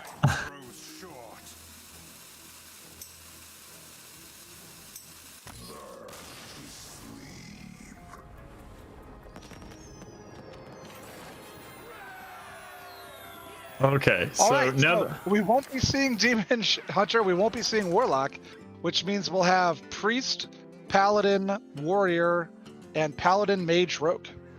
Yeah, so we were talking about this earlier, and I don't want to call you out or anything, but I kind of want to say I called that Warlock there. I want to say up front, I kind of did see the Warlock coming. You said the Warlock was going to get banned. However, I said that if the Mage wasn't banned, the Mage was going to win. Yeah, and that's definitely something to look forward to if it does, because I love seeing Highlander decks overall just succeed, because they're so interesting with every single card in your deck being different and having to capitalize off of those effects that some of these bigger cards like Reno and Alex Straza and things like that overall just super interesting to see what they can manage with, and we're already seeing both of them being brought in already, so this is going to be a good start here. Gonna be real fun. Alrighty. That is I was gonna say get rid of some of that. There was a lot of high mana cost in there. Coin though, always nice to see in the opening hand. Overall though, just both of these guys having Zephyrs off the bat, I think this is gonna be the huge turn of things, because it's only a 2 cost. So really at this turn right now, they could all decide to be able to use it if need be. Which it looks like Paper Ninja's going to go ahead and try and get that. Nope, maybe not. He will actually be popping the Zephyrs right off the bat, which is very interesting. I think, when you're facing up against Mage, and especially knowing that you're most likely going to get Wild Growth with nothing on the board, so there's no real threats for the whole algorithm to detect that Zephyrs brings to the board. You do want to sit there and get that mana ramp fairly quickly, especially with Priest. He has that dragon in hand. He has the old big old whelp. So he is going to have a draw. He's going to have all kinds of things to work with overall, because he's looking to get those bigger minions. So, Wild Growth, popping Zephyrs up front was a very good idea, because Highlander, a Highlander mage isn't all that reliant on minions. It's very, you know, mage as a whole is very spell reliant. It's very good with controlling the board through his spells and through his secrets and things like that. One of them coming down right now being counter spell. So overall, Ninja may be able to pick up on this if he sits there and reads it, because in that case, he's not going to want to pop that wild growth. No, he would not. But you gotta wonder. You gotta wonder, because it could be a couple things, a couple different secrets in that deck. Could be a couple things. Which overall, you know, we will see probably Paper Ninja getting the best idea. These guys see their deck list ahead of time, and he knows it's going to be a Highlander deck. So if he knows he's already gotten that counter spell off the board very early, he's going to be able to, you know, going forward, he's not going to have to be concerned about it under any circumstances, unless there's some kind of discover factor that Mage brings to the board, like with an Arcane Breath or something in the likes of that, allowing him to discover another one of those. But the chances of it are a little bit very unlikely overall. So I think going forward, he's very happy to go ahead and get that counter spell away. I think Mage would have probably wanted to wait later in the game for something if he gets established a board, maybe for something like, you know, like a mirror, or something like that, like, yeah, Soul Mirror, or probably something like Palm Reading, which would sit there and reduce the cost of all spells in hand. Just any other kind of idea, especially Plague of Death. I mean, that being a 9 mana if Mage does get a board somehow. So overall, a very weird start here from Wub, but he does get 2 more secrets down. So all he has to really do is just find a way to control the board that Paper Ninja's doing a really good job of putting down. Well, and I really think that the counterspell coming out early is because they knew that they didn't have a counter for a lot of stuff going on out there. Mm-hmm. So they knew they were going to be playing a little bit later into the game here. So the early counterspell just bought them time. I think that all they were doing there was buying time. So that's a completely fair assumption overall. I mean, these guys, obviously, they're in the position to sit there and have the idea of these archetypes, these matchups, playing enough on the ladder. I would see possibly running a Shadow or Death in this situation, because you know that Priest is going to be throwing out these large cards. And it really comes down to what he's opting for. If he's going to try and find a way to retaliate the board again, he's most likely going to go Animal Companion. But with Hunter's archetype, that's a little bit too aggressive for the likes of Mage, especially if you're not running something like a Secret Mage. You're running more of a Highlander. You want to play the tempo. You want to let those big minions get down. You want to let, you know, the things of Dragon Queen Alexstrasza or something like that, but he's not going to go with either and opt for Mark of the Wild here to possibly trade in that 5/5 or push some face damage. Well, and with the secret he's got down, that could be pretty decent. Your mind is not your... Could be pretty decent. Which, you know, that is a good point actually, because he's probably looking to do that, but unfortunately, sacrificing a little too much for it, because, I mean, if I was in a situation, he's probably trying to get that Rig Fair game off. Because looking at his hand right now, he has Wub has an Alexstrasza, he has a Caligos. He's a little bit too much of, like, big spells right now. I mean, Jandis overall is obviously really good.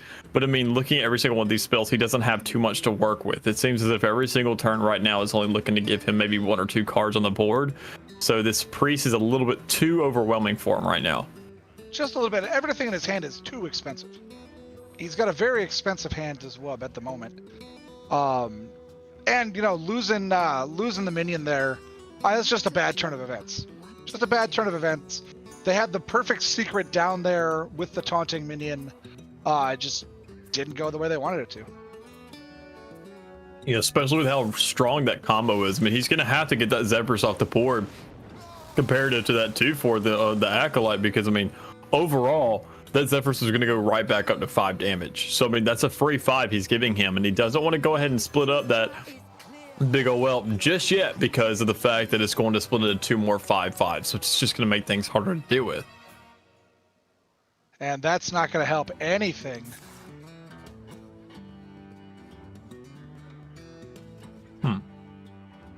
Oh, this is just going to go from bad to worse for Wub here. Yeah, a little bit too much going in Paper Ninja's favor right here. Nothing wrong with that, because, I mean, nonetheless, it is a Highlander matchup. We are going to have to see this Mage again if Wub brings a comeback of some sorts. But overall, just a really sticky situation the man's in when you're looking at his hand. He does now have a Wand Thief, which is going to be very good for him, especially with this, with this defender going on here. Getting 6 health back on the board, as long as Priest doesn't have a way to remove that as well. But he's going to draw 3 cards here, possibly finding a way to shut that out and still get some face damage going on here. And they were all low-cost cards, which is nice to see when you've got 8 mana. Because you can combo off here, and only 9 health on the side of Wub. Oh, that's huge. That Mass Dispel is huge. Okay, so yeah, right now it's looking like, yeah, Paper Ninja is just way too good right now for the situation. I mean, looking in rear view, when you're in that situation of Mage against Priest, Priest overall is just super strong. That's why we've seen so many bans of him. We've seen him brought up a good bit of times, but more than likely he's going to be banned. So it kind of makes sense for him to opt for, banning something else. But I kind of get the Demon Hunter ban and the Warlock ban, but overall, when you see something like Priest on there, he's super control oriented. He's always going to beat you in your own game if you're going for some kind of control. He does Mage, he just does it a little bit better. It's not very offensive, the whole thing, and just behind Mage, it's getting down some face damage, hitting minions with spells and things of the likes of that. But overall, that's the issue with Mage as well, is that when you're looking at the likes of Priest, you sit there and let the game, the longer it's going to draw out, especially with these new cards that come in from expansions being so cheap and these spells being so powerful for Priest overall. I'm just not sure exactly what you can do in that matchup. Much better starting hand here for Wub. Much better starting hand. As there's low-cost cards that he can actually get out onto the board. And Reno's also going to be very huge if he can sit there and elaborate the game a little bit, because when you look at the likes of Paladin, he's very buff-oriented, very about getting those Librams down, doing things like that to make sure there's more and more for him to kind of play with overall. And keep in mind that this version of Paladin that Paper Ninja is running is a Libram Paladin. It's not the Corrupt Paladin which Wub has in his lineup. So overall, if he gets those Libram downs and the Reno goes down by any chance, it doesn't activate those death rattles at all. So therefore, Paladin will not get those Librams back. Oh, talk about having the perfect card at the perfect time. Which is a pun, guys. It's a pun based on the fact that he had Zephyrs the Great. Come on, guys. Follow along. Right back to his expensive draws. What a shame. Yeah. However, board control at the moment. Let's be honest here. It's board control at the moment. So this looks already a lot different than game number 1 with this Mage deck. This Mage deck running exactly how it needs to at the moment. Yeah, it's a lot of really cheap draws. Zephyr's obviously doing really good with that Hungry Crab. We are going to see Paper Ninja throwing down these 1 costs as much as possible, find ways to get on the board. Issue is he got that labor kind of robbed away from him. So he's looking at right now and not having really much to deal with. He has an 8 cost in hand, he has 2 5 costs. He doesn't want to sit there and waste a whole turn specifically for that. He's going to try and get one of these minions to stick. He's going to get that Wisdom off. He's going to get another card draw going down and just find a way to buy this game out, because he wants to get that Libram of Hope down. He wants to put that in the Lady Liadrin pool, excuse me. But looking at Mage right now, especially, that Reno is always going to be some kind of, threat on the board when you can sit there and easily remove Divine Shield, minions, death rattles, everything it likes. Even Reborn as well. All of it's just out the water. And Wub just still with the draw woes, as he's still trying to draw something he can use, and unfortunately he has drawn another 10 cost card. Which when we break it down, that's not too shabby for him though. We're getting in these later turns right now, and comparatively he does have a counter spell to be looking forward to, especially if he feels like Paladin's going to drop down that Libram of Hope, especially seeing that now he's going to be dropping down that Wisdom. Overall, if he can find a way to trade out these cards, somehow manage a way to get these minions off the board, especially with this rigged fair game going on, then that counter spell could totally wipe out that Libram of Hope. But that's what he needed right there. A couple of low cost cards. That's what he needed. The high ones are good, but you need the low cost ones to combo into them to give them even more power when they come out. Mm-hmm. Especially looking at the secret jar right here, which is giving him a flame ward and give him that board control he's looking for. Because when you're trying to buy out this time, get yourself in a late game situation, especially with this armor vendor. I mean, it looks like Wubbs finally found a little way to kind of suffice himself until those later turns with that 4 armor, with these secrets going on here. It seems like things are starting to play in his favor a little more now. This is what I was waiting to see on this mage deck. This is the kind of game I was looking to see. A lot of control, the secrets down. I'd like to see more secrets down. I'd like to just be sitting behind a wall of secrets like, come on, do something. I swear to God, no matter what you do, one of my secrets is going off. Yeah. I'd like to see them all. Yeah, always a good situation to be in, having a little Christmas tree of secrets there. But, you know, when you do have something like a deck tracker, there is a way to play around all of these. But when you're in Paper Ninja's situation right now with how little of a hand he has going on, I mean, at this point, you're not exactly looking to throw away your turn, but you're just looking a way to trade off the board, find ways to deal with stuff, because, you know, he's most likely not, he's not going to be running a splitting image. I mean, that's kind of out of it now. So overall, just looking for ways to control the board, get this hero power down, get the Libram down, use it possibly as a way to kind of throw out the counter spell if he feels like that's going to get thrown down. Just trying to suffice with what he has and balance out his hand as much as possible. But with this Dragon Queen Alexstrasza being 2 turns shy right now, I mean, there's only so much you can do to a point, because, I mean, the closer it gets to later turns, it looks like the quicker Paper Ninja is going to be ended again. And he's going to get a bunch of cards here. I thought he was going to get at least one more. Hold on a second. It's for each trigger. It's for each secret that's been triggered, not for each one that's been cast. My apologies. I thought it was 2 cards plus 1 for each triggered secret. My bad. Read it wrong. Read the card wrong. That's on me. You're good. 100%. On me. I'm like, wait a minute. He's triggered at least 1. The card did math already. The card did math. Mm-hmm. So that would have been for Rigged Fair Game, and that would have been Flame Ward as well. Or no, it wouldn't have been Flame Ward. I'm trying to think of what the second one was that he sat there and threw down. It was Rigged Fair Game was the first one. Actually, no, that's what it is. It's just that one. It starts with 1 card and then upgrades per. So, yeah, it would be just that one. Right. And just that fast board position has turned around. However, one more turn and we're going to start seeing these massive drops coming out. Huge. Right there. The acidic coming out, when you're facing up against this paladin, you know, throwing down acidic swamp ooze is purely just board establishment at this point. Because overall, when you're facing paladin, you know most likely there's going to be something like, say, a Libram of Justice is going to be coming down pretty soon or at any time. Something like a Libram of Judgment as well, which, you know, gives you lifesteal, and it's a 5/3 weapon. I mean, maybe a little bit too hasty right there, but overall, I mean, when you sit there and have the likes of what you got in your hand, I mean, when you're looking at Alexstrasza, a Caligos, a Dragon Queen Alexstrasza, just all these super huge draws that you got. I mean, at this point in the game, especially with how many minions you got on board, I think it's safe to, you know, put a little more chips down and, you know, call it a day when you're in Wubb's situation.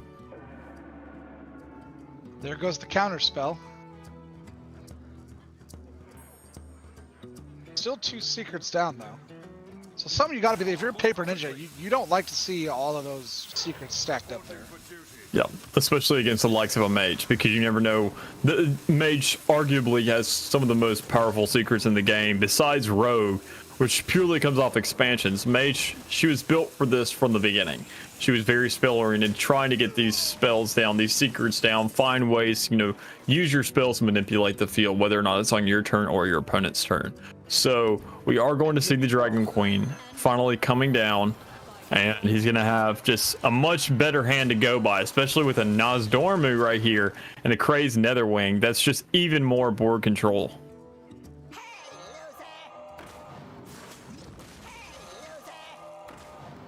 All right, so couple of little small minions there. Ooh, that's nice looking though. Nothing wrong with all of that. all of a sudden beef on the table. Beef indeed, but with this Reno, he's exactly what this man needed to get rid of that beef. To get to sit there and get a straight 8-8 hit on the man, throw it on a Nas, and especially when you're in Paper Ninja situation now, I mean, you're kind of locked in, it feels like. I mean, especially look at the hand he has. There's only so much you can do. He's going to be trading in these bear-offs. He's going to be doing... I mean, he's going to be able to establish himself some form of retaliation. But overall, now with the way he's sitting at placing down that 4-6, you do make your Librams cheaper overall, which is what he needed for that combo. But unfortunately, I mean, it almost feels like with that bear off, it's only a 3-2 would deal 1 on the board. It's not exactly, you don't get that AoE effect to it when you use those ping flingers for effect. You don't sit there and have any kind of control to, you know, charge a minion in or charge him in specifically. It doesn't seem like he got enough utility out of that, especially when you're looking at the likes of another dragon that costs 1 mana in hand. You're looking at the likes of a Caligos. I mean, you're going to want to use that on something like those relatively compared to the situation he was in. Yes, no, would agree 100%. Watch closely. I make everyone disappear. And there we go. There we go. The old magic trick. The old, what is it? Chris Angel, I believe. Making And your look, board it's disappear. gone. What is this, Vegas? I mean, they're throwing on a show equal to it right now. I'm loving what I'm seeing. We're seeing a lot of late games. We're seeing Sprint, which actually is probably going to burn a card here. Astromancer and Key Warden.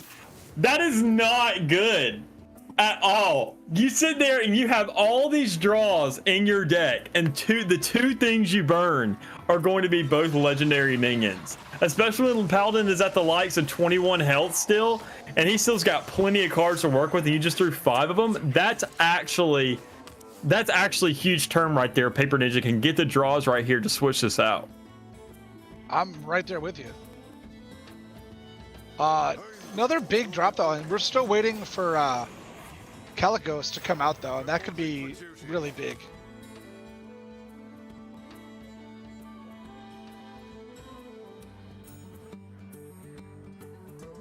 I guess would be big, especially when you had the likes of a rolling fireball in hand. I mean, when you're in a situation with that wand, you're thankful to have it because it's paying back towards you.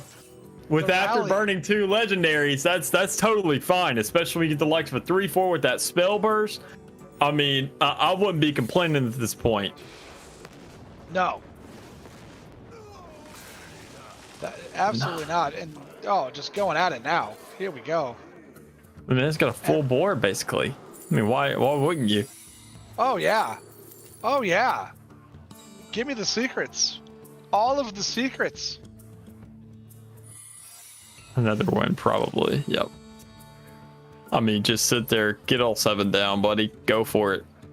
Put yourself in that winning situation. You lost that first one against Priest, but this is your time to shine. You know, you may have lost 2 legendary minions, but all in all, I mean, especially when you follow up those burns with a Malagos, I mean, you're looking pretty good in this situation. So overall, he didn't get. I will want to note one thing when it comes to Wolf's play last turn. He did not get the spell burst off with the Firebrand, which when you're looking at the situation of a minion who just got summoned, he's not able to attack this turn. So he probably could have gone for an Arcane Breath and gotten a little bit more utility out of it overall, especially with the fact that he wasted 1 mana. But I mean, it doesn't really matter. Man's got an Alexstrasza on hand. He's got a Caligos. He's got a Malagos. He's got all the Alagoses that can be thrown around. So I mean, you know, Wub taking out the second game right here, 1-1 in the series, and it's looking like the only 2 we have left for Paper Ninja now are going to be Paladin and Warrior. So we're going to be seeing that again, as well as looking at going forward for Wub. He's going to be running Paladin and Rogue.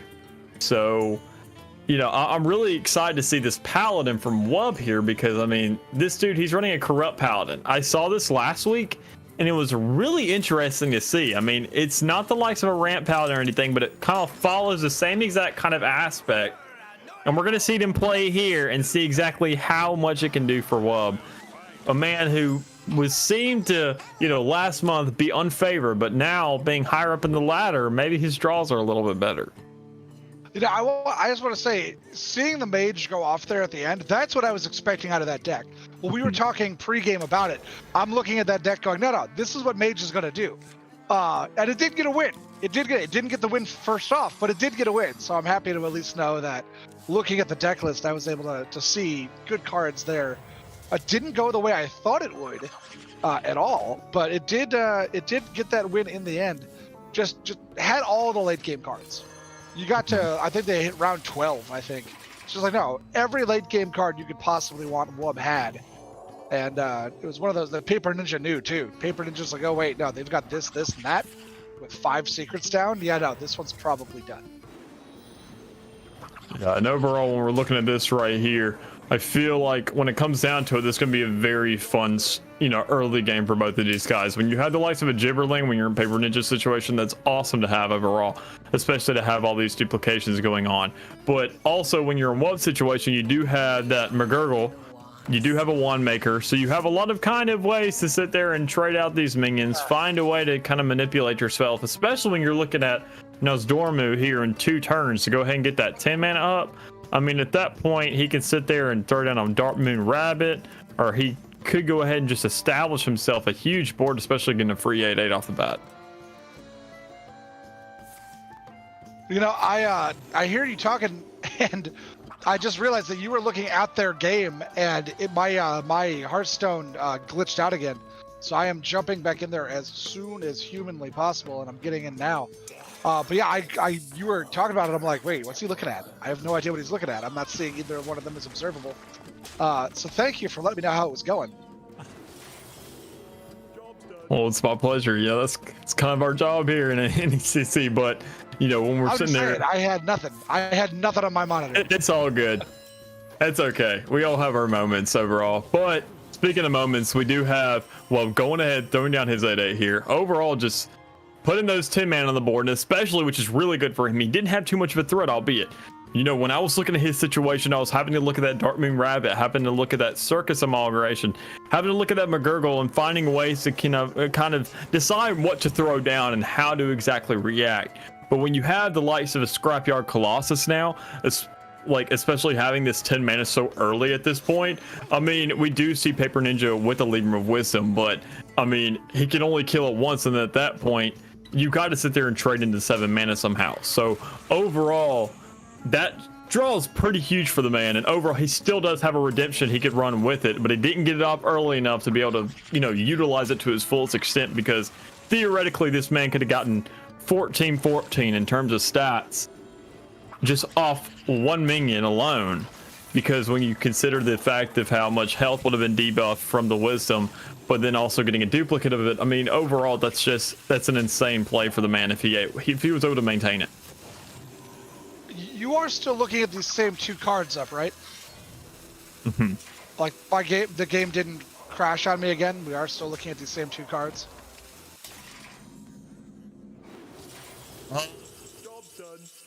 I wouldn't be too sure about that. We may not be looking at it.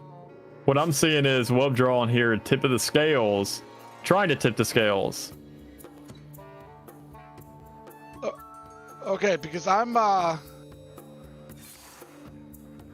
I'm still seeing Scrapyard Colossus and New Fate on the screen. Oh no. What's going on right now is that Wub, he just sat there and tipped the scales, and he has really good draws for what he's looking for. This man just sat there and pulled, he pulled 2 Fishy Flyers, he pulled 2 Crab Riders. He has a way to fully, for the most part, wipe out Paper Ninja's board besides 1 minion, which is huge for this man, because now he is able to get that Scrapyard Colossus down. He is able to get that redemption down if need be. He does have now ways to find, the systems to put down these threats and find a way to out time and buy enough time for that Yashiraj to come down and find a way to close this out. Because once you get in that situation of Yashiraj, when you look at the likes of having a Dartmoon Rabbit, having a Scrapyard, playing into each one of those kinds of archetypes, I mean, the Murloc obviously wouldn't be all that strong, but when you're looking at something like Tip the Scales, I mean, it doesn't really matter overall because you're getting a huge turn, which he just did right there, to clear such a strong board that Paper Ninja had established. Alrighty, and thank you for our producer throwing me a clean stream, because for some reason my game decided to hard crash. So, back with you here, Mick. Because for a hot second I didn't know what was going on. Well, you missed an exciting one, I'll say. That Tip the Scales was pretty huge. It did exactly what the card says it does.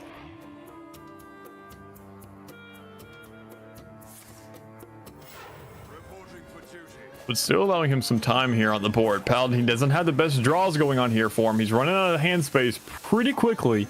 I mean, you do have a Libram to work with. I'm sorry. I was thinking Labyrinth, but he does have a 4/5 with Divine Shield. He does have these 2 taunts on the board now, and he is going to be looking to put a little bit of the damage onto the 0/4 and make it a 1/5. So he does want to sit there and give it a chance to deal some damage, especially if he wants to. You know, he actually is in a situation where he needs to decide what to do with this Crab Rider, because it will be able to take that damage for it to die no matter which way it goes now. But overall, Wub is just looking like he's in a much better situation. The man has a high Abyss now. He has his Scrapyard. He has a Spectral. He has his McGurgle. I mean, this man's got a full arsenal of a hand. Meanwhile, Paper Ninja, the only situation he's in right now is just deciding when the heck he's going to throw down this Libram of Justice, because that is the only resource he has besides his Libram of Judgment. Oh, I'm with you right there. And they're trying to figure out what they want to do here on Wub's side. If he wants to play a couple of cards or drop one of the big ones, that's the question right now. Board control going to be big here. Is looking for a way. Interesting little aspect there to run the Wind Fury. If you know you're going to get these trades into the minions, I probably would have traded the red scale, so you could have sat there and gotten some damage on face when it came down to the Crab Rider. Get a hit on face, get that 3 damage there, then trade into a minion, because no matter what, you know it's going to die. So why sit there and utilize it on Divine Shield? No, I agree. Then again, we have the advantage of seeing both hands, so we get to play with a little bit of extra knowledge. But I think I would agree with you on that one. Especially with the red scale still being down the board. I mean, Paper Ninja at no point is it going to seem like he's going to want to trade into that. So therefore, you need to get your own kind of resources out of it. You need to find ways to draw a dragon if you need to, which that's a free draw right there if you switch it out for the Divine Shield. Even then, I mean, in that situation, there's kind of no loss to it, no harm, no foul, because I mean, overall, you're still going to be trading that Spectral Flyer. You're still going to get the trade on it. You're still going to find ways to let these guys live. But I mean, it's a 3 missed damage right there. But when you're in the shoes of Wub, I mean, considering the benefit that we have of seeing both sides of the board, I mean, it's looking like he's sitting in a much more comfortable situation overall. So I don't think he's too concerned about anything. Well, and still has the 2 bombs in his hand. 3. To be fair, 3 bombs in his hand. So, and has bigger hand size than Paper Ninja. So when you have hand size and you have the bombs, you feel pretty good about it. That was a mistake. Spirit Jailer giving him a little bit of wiggle room right there. He did sit there and have 2 3/3s, and then with that overall, he had what was 11 damage from what I counted. So it wasn't exactly enough for lethal anyways, but especially with this Lemur of Hope, that may be exactly what Paper Ninja is looking for in this situation. I mean, that would now, trade into the 7/7, albeit he would have a 7/7 to deal with after he kills that one. But, especially when you have something like a Dartmoon Rabbit, if you can find a way to clear that Divine Shield, I mean, you could easily trade that out and then get anything else. You could clear out that, that Silver Hand as well. But I don't think he's going to be ended up using it yet, or he may sit there and trade out the red scale or the McGurgle. I mean, he has so many death rattles to deal with that this deck, I mean, it's sitting in a really comfortable spot. So when you're in Wub's situation, especially considering Paper Ninja, Wub is actually probably at this point in game very concerned. Okay, never mind. When you pull out that Yashiraj, it kind of feels like it's over. But I was going to say that you see that Paper Ninja has held on to this card for so many turns. So you're trying to think of what kind of ace up his sleeve does he have working with here. He has held this card since the very beginning. You know, he's sitting at 22 health. What is this card and what is it going to do? I'm looking at his deck list. I don't know what it is, but what is he trying to scheme here? So, I mean, when you're in the situation of, well, with that Yashiraj, I don't think it really matters what kind of ace up his sleeve he has, because he's going to say, can you clear a 7/7? Can you clear an 8/8? Can you sit there and, you know, get rid of a 3/4? I mean, can you go ahead and get rid of, especially like all a 10/10? I mean, come on.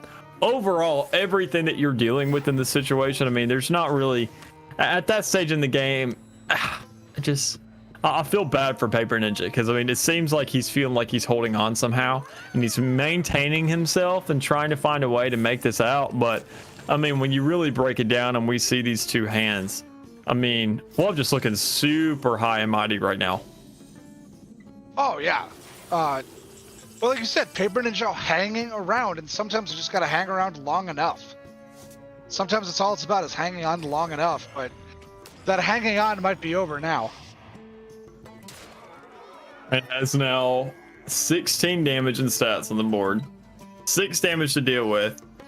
The most Paper Ninja could do in this situation is throw out that Libram of Wisdom, get one of those scrapyards off the board. But in that situation, you still got another 7/7 to deal with. So Paper Ninja's going to cut his losses, say, let's go ahead and give this another shot.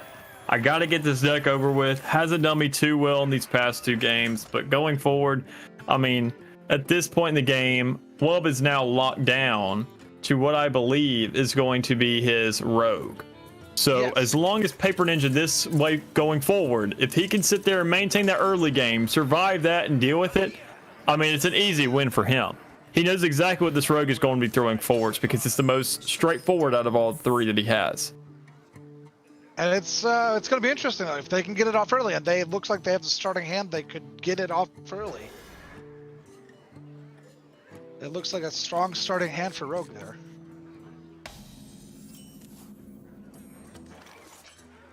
Well, looking at these deck lists, when you're kind of looking at Rogue's situation, I mean, having those 1/1s is great, albeit, but you're probably looking for something to get you a little more card draw.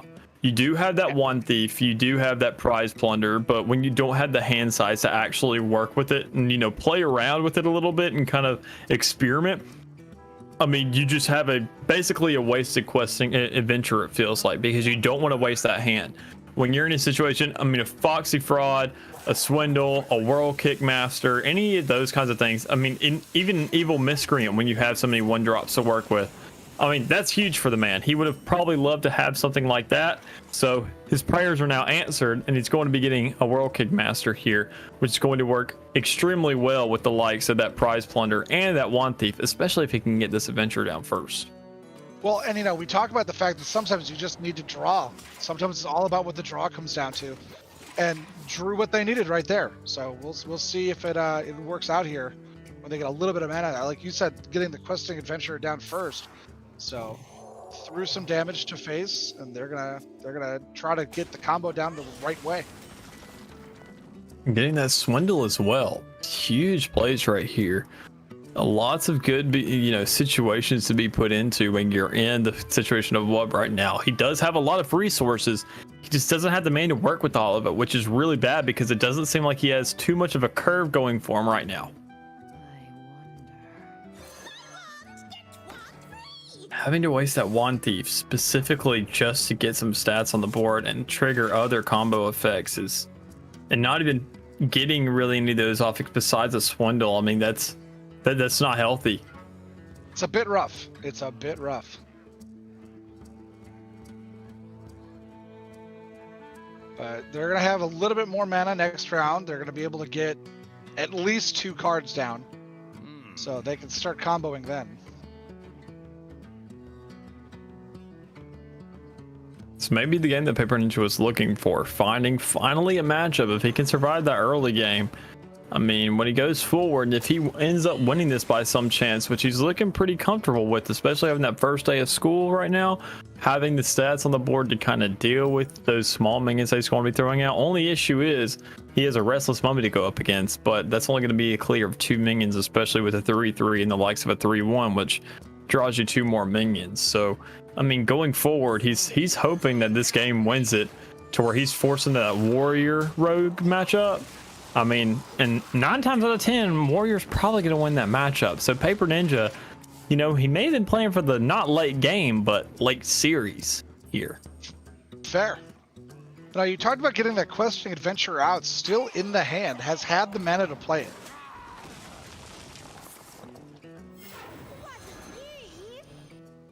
So then a perfect 10 card hand right here. Now, yeah, you may not want to put that down, buddy, because if that ends up dying, that's going to be 2 draws overall, and that's possibly a card burn right there. Gotta be careful. We saw that happen to Wub. Now, it didn't end up affecting the end of the match, but we saw it happen to Wub earlier. They leave Wisdom, finding a way to maintain those stats. Now, interesting, he opts to put on the Elven Archer here. And also really interesting, he throws down that Toxfin. I'm trying to consider what Paper Ninja's thinking here, because, I mean, when you have the likes of a Crab Rider in hand, you have a combo piece to work with. And whenever you sit there and consider, I mean, I kind of understand evening out overall the whole kind of, you know, we need to get some even balance on the board in terms of health and all. But I mean, when you really look at this right here, Toxfin... that's actually really dirty. That's really dirty right there. That's, yeah, there's, oh, the recall there, that's dirty. They're gonna be able to combo that off next round. What's even worse though here is when you're looking at Gravo. I mean, overall, that taunt, I mean, it's gonna die. It's going to sit there and give that effect to Amber Watcher. Whenever he gets 1 hit, he's going to die. Summon another Graybow. If he can get another minion down, it's going to give him that effect. Like, overall, this is the start of a domino effect that Paper Ninja has to literally search for a whole... He's going to almost have to use a whole win condition purely to get rid of that threat on the board. Yeah. We're going to see what he can maintain with it right now, because if he can get this Graybow shut down this turn, he's not going to have to worry about it going forward. He already sat there and knocked out, you know, the Amber Watcher. So at this point, he's having to find a way where he needs to shut this down, and it looks like he's going to get it. Good play by Paper Ninja here.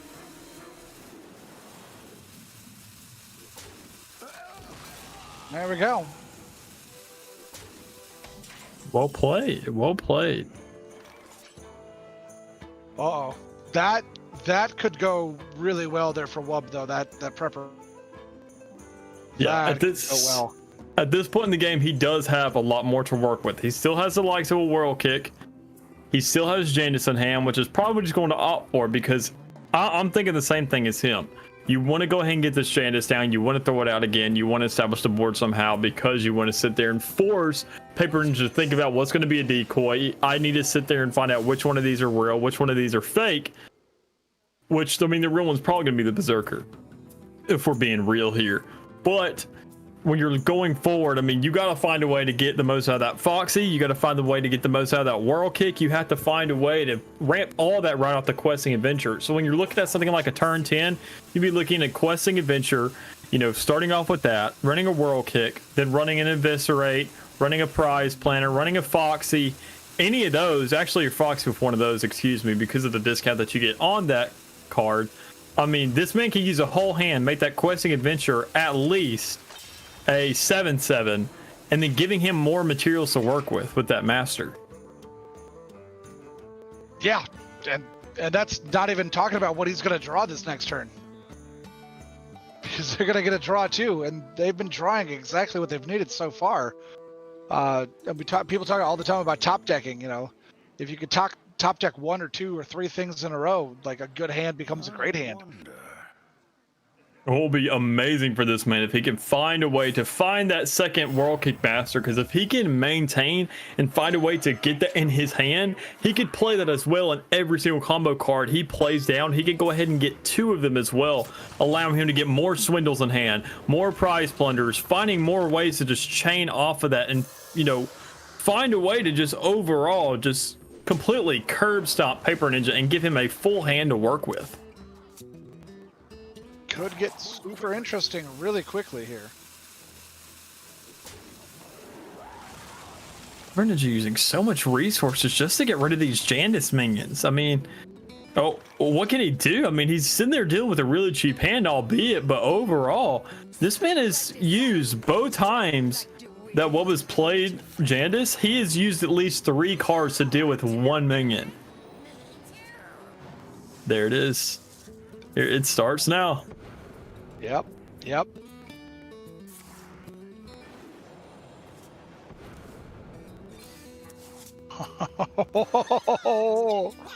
Oh no. Look at it go. Look at it go. Evolving. Yep. It's a much better shot. Yep. Yep. Now, the Witchy-Lackey, this should be interesting. Is he going to try and get rid of... Yeah, you got to get the traits in there, dog. You got to use a prize plunder on that. You got to get something out of that World Kick Master. Then you have a weapon in hand, so you can trade into those, being they both have 1 damage. But opting for the Cobalt-Lackey instead, which I can understand. When you're in the situation where you have a prize plunder, I mean, that thing was about to do, let's see. When you look at how many cards, look at the little replay right there. That's 3, 6, at least 7 damage out of 1 prize plunder. I mean, you don't exactly want to use that on a 1-1. I mean, that feels like overkill. So, you know, well played by him. A good shot right there. And, you know, when going into forward turns, we see he has the likes of a head crack. He has a coerce. He has devolving missiles. I mean, this dude's got plenty to work with. And I don't think he's complaining at all. And Paper Ninja, a full hand, but it's not a lot more than just shumpy minions. There's not a lot of big over there except for the Libram of Hope.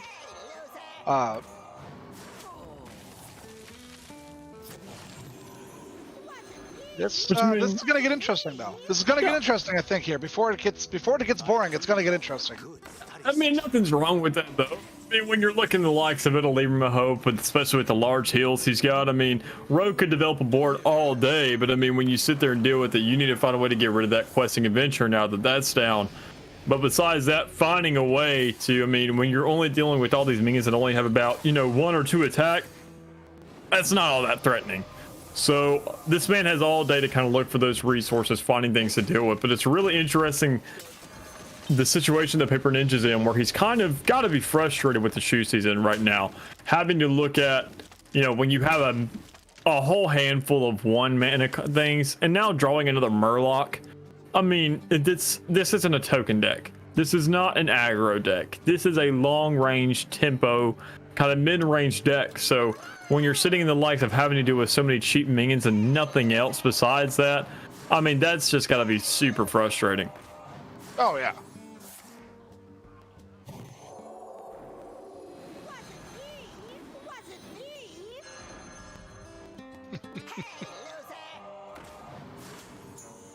Let's be honest though, Paper Ninja playing this really well with the resources that they have.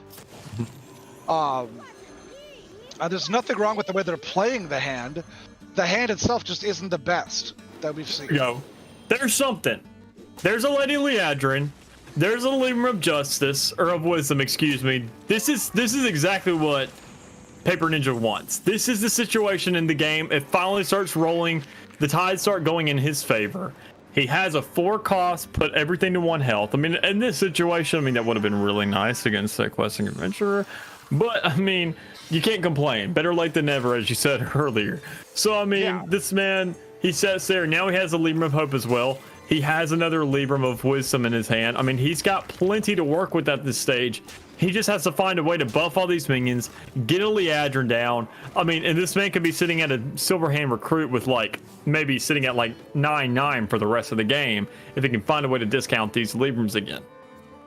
Yes. Gonna drop the Libram of Hope, though. Good call, good call. The health restore there really gonna help because a lot of resources were just spent by Wub to get him low. So the health restore there are gonna be big. Now understand what he's looking at here. He considered trading, getting that Broom down, and finding a way to trade that 8/8. But when you're in this situation right now, you know that he probably, Wub isn't working with too much at this point. He does have, these combo pieces and all, but, and, that secret passage being great for him. But considering the situation that Paper Ninja's in, looking at, he was probably unfavored for most of this matchup until he finally got these draws he needed. He can actually play defense correctly instead of, very haphazardly dealing with what he has. So he's looking at possibly developing a huge board next turn and finding a way to get trades on these minions to where Rogue is in a situation where it feels like his hand is just going to be some kind of means of control. And secret passage into a secret passage? I doubt it. As fun as that'd be to see. Yeah, it'd be really fun to watch. It'd be fun to watch. They still got 3 mana, they could.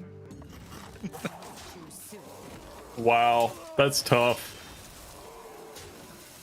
Knowing that, Paladin, you're trading your face right there. You're trading some of your own face damage to sit there and deal a little extra to his.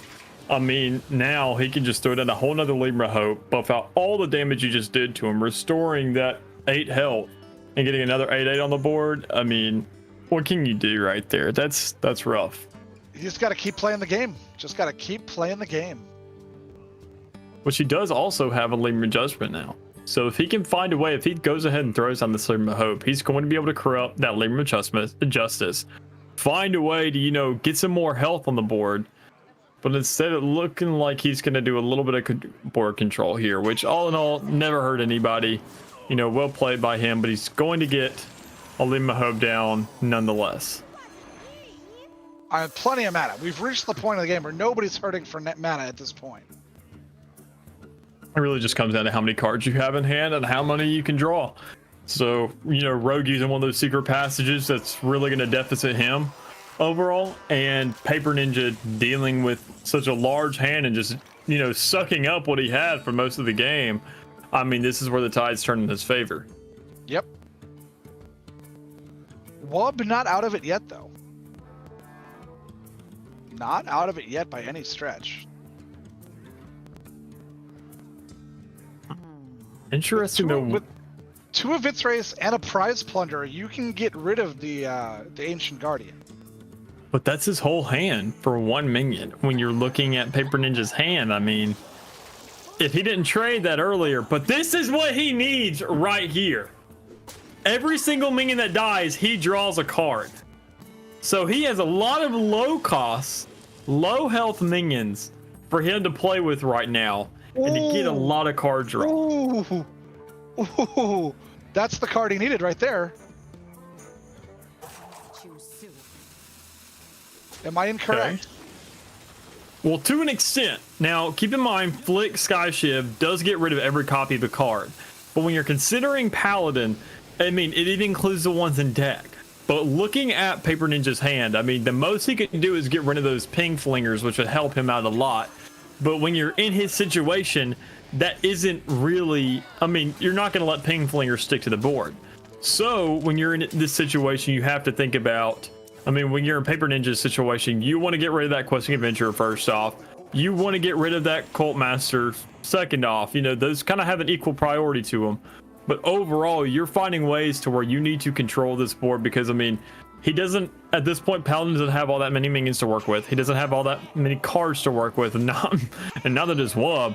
But overall, you have to find ways to get yourself to turn the board in your favor. The cards are running low, and that Flick would have been great earlier, don't get me wrong, when you know you have these minions that are going to discount these Librams. But in this stage in the game, he doesn't have too many duplicates left overall, so therefore it's not going to benefit him all that much. But being able to destroy a minion though is still, even if you don't destroy the copies, being able to destroy a minion itself is still really good when you're looking at board control and when you're looking at getting rid of something with pretty decent health, like as he is right here. You know, just getting rid of a 4/7, it's just kind of nice. You know, and you get a 4/4 out. That's all I was like. It's board manipulation. That's all. The copies are great. Don't get me wrong. Getting rid of the copies is great, but getting board control back is even better, in my opinion, this late in the game. Because I felt bad because you're making that huge point about, oh yeah, it would have been great to get rid of the copies earlier. Yeah. I'm like, I just like it that I can get rid of a minion right now. Yeah.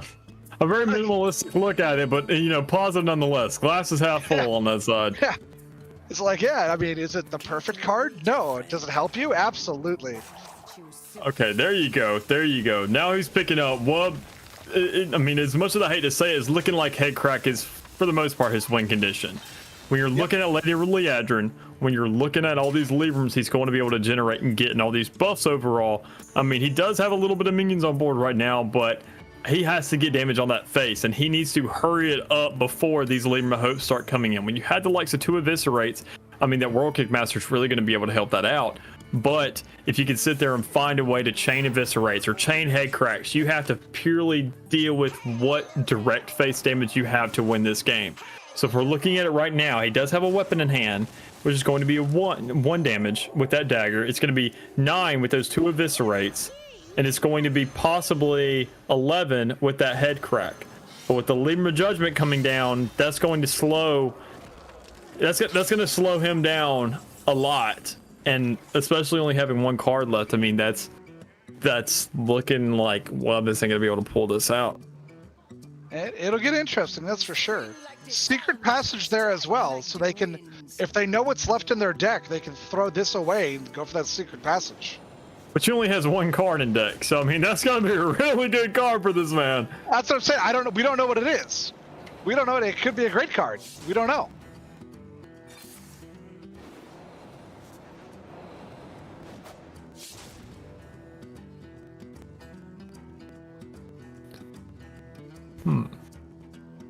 Or to use this Nitrous Poisons. What do you have to do with at this point, Wub? And even then, the likelihood of it being drawn isn't exactly, you know, he has to use that right. Because if it's a combo piece per se, he has to utilize that secret passage. He's only going to get the 1 card from deck. I mean, so he's going to sit there and be stuck with one card after that. Do you shadow step the flick? No, looks like Wubs just is going to concede it. See, I was looking at it that the flick, because of the base ability, just being able to get rid of a minion, I'm looking at it like, yeah, do you attack with it and then shadow step it back to your hand and then replay it next turn? Yeah. That was my thought. Just purely on the fact that it can get rid of a minion. And as we said, that's not the greatest thing ever. The better part of the ability is getting rid of all the copies. But that late into a game, you know, just getting a minion off the board, getting yourself some board position, not terrible. Shall we dance? However, like you were talking about earlier, they know what their opponent still has to play. They have the deck list. They have the listing of what's been played. So probably in their mind, they knew exactly what Paper Ninja had. Which, I mean, especially when you're the likes of Loeb, I mean, don't get me wrong, he had to find a way to get a lot more early board aggression. That's what Rogue relies on. So when you're looking at it, I mean... This could get interesting. Apologies for interrupting you there.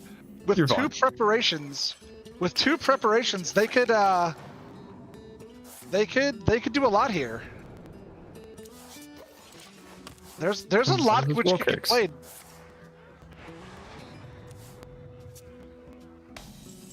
This could get real interesting really fast. Now, looking at it though, Warlock, he already has 7 armor down. He's going to have a lot of board control here when he has the likes of, say, a Brawl, if Rogue finds a way to, you know, establish the board a little bit, which looking on his side, he doesn't have too much to work with. He does have a lot of combo pieces, which will help him, but he can only get so much out of that World Kick Master. You know, Warrior does have a Stage Dive. He has a Bloodsworn. He has a Risky Skipper. He has a lot of pieces for a combo which he can't exactly complete yet, which when you're in that situation, I mean, right now until he draws these next 2 cards and, you know, finds something miraculous to work with, it looks like he's going to be stuck with a Risky Skipper and a Bloodsworn, just finding ways to, you know, give minions, you know, the likes to survive. Now he does have a Stage Dive, but Lord knows what he could draw with that. I'm just looking at Wub's hand. I like Wub's hand. He's got the ability to throw some high-cost cards out early. Not that there's a lot of high-cost cards in that deck, but he has the ability to get them out early, and if he could get them on the board with board presence, it could be good. Especially because he definitely has board presence right now. As long as they continue it. Yeah, and you just gotta. I think you gotta get stuff out there. You gotta get going. Especially when you're in the hands of having a Colossus of the Moon to work with. Overall, I mean, this could be a domino effect where the dominoes only get bigger the longer down the line you go. So if Warrior can find a way to stop this pretty early, which he does have a Brawl in hand, he really has to make the tough decision of deciding, when exactly do I want to use this to get the most out of it? Do I want to sit there and destroy a bunch of, you know, 1-2s, 1-4s, and a 3-2? Meanwhile, when I could sit there and possibly later to see something, because if he goes ahead and uses that Brawl, I mean, you never know when you're going to get another one. So when that Colossus of the Moon comes out, he's got to have a coerce or something to deal with it. And Lord Barov may be the saving grace that he wanted for it. Gonna have to see some cards get played next turn by Wub, as their hand is getting fairly large.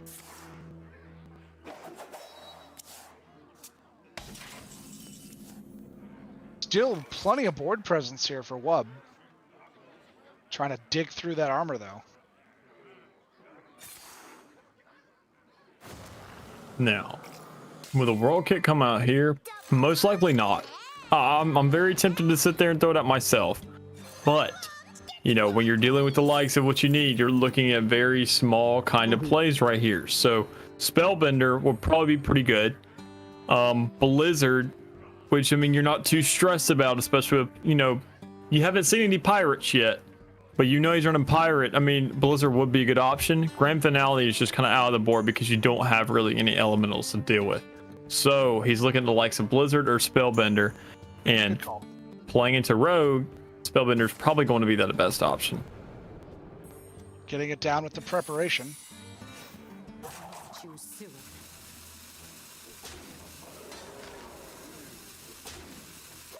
And haven't gotten past the armor now. They got some damage going down now.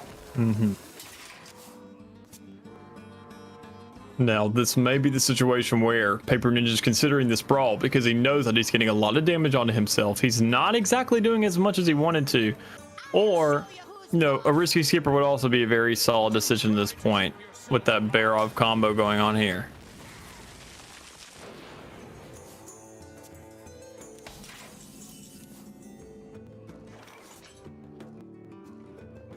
Now, with this gets interesting now. Yeah. That's the whole situation I want to point out about this Rogue deck. You never exactly know the situation you're going to be in. You sometimes will play into a little bit of aggro, a little bit of token, kind of playing into that board control and finding a way to just steamroll yourself onto that board. Because you never know what you're going to be dealt with. You know a lot of Rogue's cards are going to be cheap, but you never know when a really large curveball is going to be thrown at you like a Colossus of the Moon. Because when you're so used to dealing with all your cards being around from 1 mana to 5 mana, when you get something any larger thrown down than that, I mean, that is just a really big play that you're not exactly trying to go for. Now, he may shadow step this World Kick right here if he doesn't want to get that cleared early. Because when you look at the likes of Warrior, he's very board control based. So he's going to opt for it safe, let that World Kick come back to hand. So next turn, he's going to have 2 World Kicks in hand. or he's just going to... Oh no, he's going to use both Shadow Steps in this situation. Really interesting to see when he knows he still has a Jandis somewhere in his deck.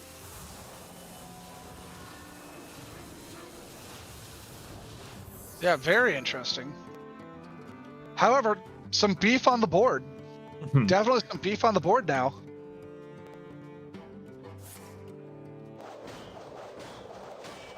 Warlock, I'm sorry. Warrior always has an answer for that though. Beef.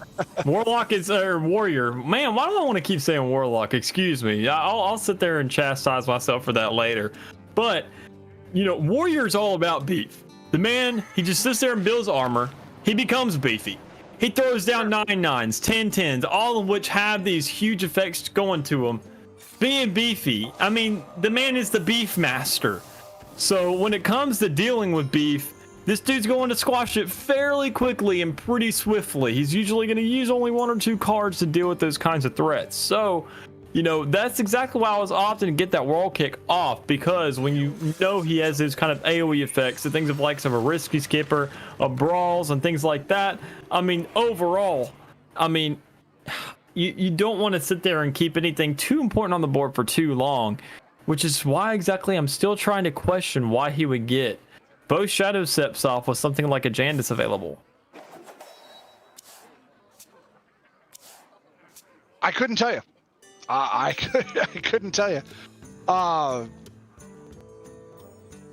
In a match like this, though, like trying to keep board position for Rogue is important, though. And if you think you've got a plan in your head, sometimes you just got to go with what feels right. You know, you can't always plan ahead, but you can go with what feels right. And these guys have played the game long enough. You know, you get that sixth sense about what's going on. Spin like the sun, strike like the wind. Spin like the sun, strike like the wind. Okay. Okay. Okay. This is our town, scrub. Okay. They can go ahead and get that backstab out of hand, clear up a little bit of hand space onto that 1/3, trade the Titanic Lackey into it, or just go ahead and opt for a Brain Freeze, get that off the board. Issue is, when you look at that, I don't feel like you could have gotten as much out of it when you're looking at going forward in terms of your turns, because now you have a full, like, you have 9 cards in hand, and, you know, next turn, say you have another combo piece ready, that's going to steamroll pretty quickly.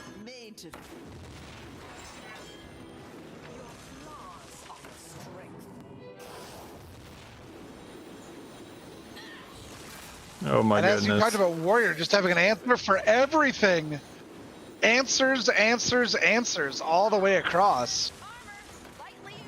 Now this man in 1 turn just went from, keep in mind, 9 damage or 9 health left to beef. 29 armor. That's dirty. Why he's the beef master. That's dirty. So dirty. Goodness gracious. I mean, I don't think any of those are great, but I don't think any of those are great.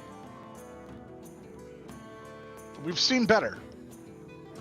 Yeah, which, I mean, when you're in the situation of Rogue now, you just realize that he used a lot of his combo pieces. He used both Blood Sworns. I mean, he used all of his Armor Smiths, and he used an Armor Vendor. So when you really look at it, I mean, when you're dealing with cards that generate armor, he just sat there and casted 2, 4, 5 out of 6 of his armor pieces overall. So he can't sit there and replicate the Rattle Gore anymore. He had to use it for health. So if you have enough materials to deal with and find ways to end off these minions and still establish yourself, especially without the likes of a World Kick now, I mean, Woe could still very likely do a lot. But issue is, he still has to look at that big factor in his hand, which is a Colossus. I mean, it's a large card. I mean, it's there in front of your face. Overall, he has to put that down eventually, because he needs some kind of big card to throw down pressure and put Paper Ninja in a situation once again where he's thinking, how do I deal with this? Because we saw that it almost went to fatigue last game, so you want to find a way to deal with that. And now that you have a Rattlegore on board, I mean, that Rattlegore is going to be able to trade into that. And then theoretically kill it if he has any kind of more damage in his hand, which is looking like he does, because, I mean, he's Warrior. And then at that situation, when you have Rattlegore, it's going to come back as an 8/8. Yeah. Gonna get interesting to see what happens.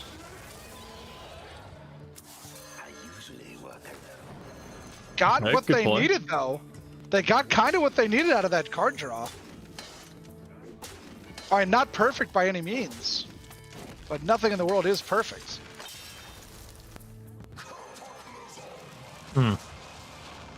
This is where this Warrior even gets more and more. This is the issue that you have with Rogue, especially World Kick Rogue. Like I said, there's so many different options that you need to take to it that you have to find a condition and stick to it.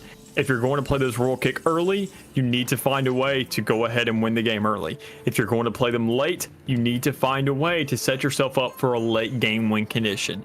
And Wub just hasn't found a side to stick to yet to be able to put some minions on board and be able to continue, especially against the likes of Warrior. I mean, that's a super hard situation to deal with. He does find answers, but he's always utilizing so many materials. I mean, look at this. He's drawing 2 more cards right here, a little more card draw. He only has 4 cards in his deck. So he didn't set himself up for the late game as well as he wanted to, especially when we saw that Warrior just gave himself like 29 armor out of nowhere. So overall, I mean, when you're looking at this matchup, you have to win that early game because late game against Warrior is not an option. So therefore, I think Wub is kind of realizing this at this stage in the game and doesn't exactly have too much to deal with. I mean, Jandis being great, don't get me wrong, but consider that he didn't sit there and get as much out of it because he committed to the early game with those world kicks by using post shadow steps on it. Very true. Very true. Once again, I like seeing the flick, though. That could answer some problems. Not great problems, but some problems. And now you got choices to make, though. You know, do you drop your 10 drip? No, it's just going to be the flick.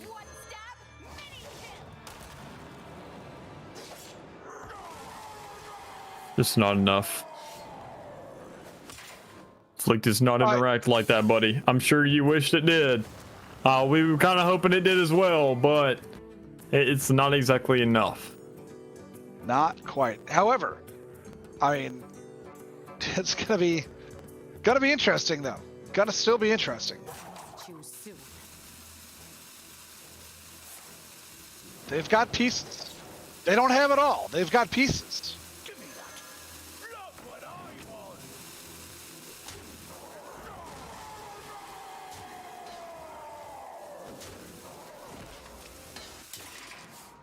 Now, in this stage in the game, just too much armor. Yeah, and that's all Warrior really comes down to, especially when you have a shield slam in hand. You have 2 brawls in hand now. You have every single resource to keep this board for all. That was a good play, but still just not enough when you have so much in hand to deal with.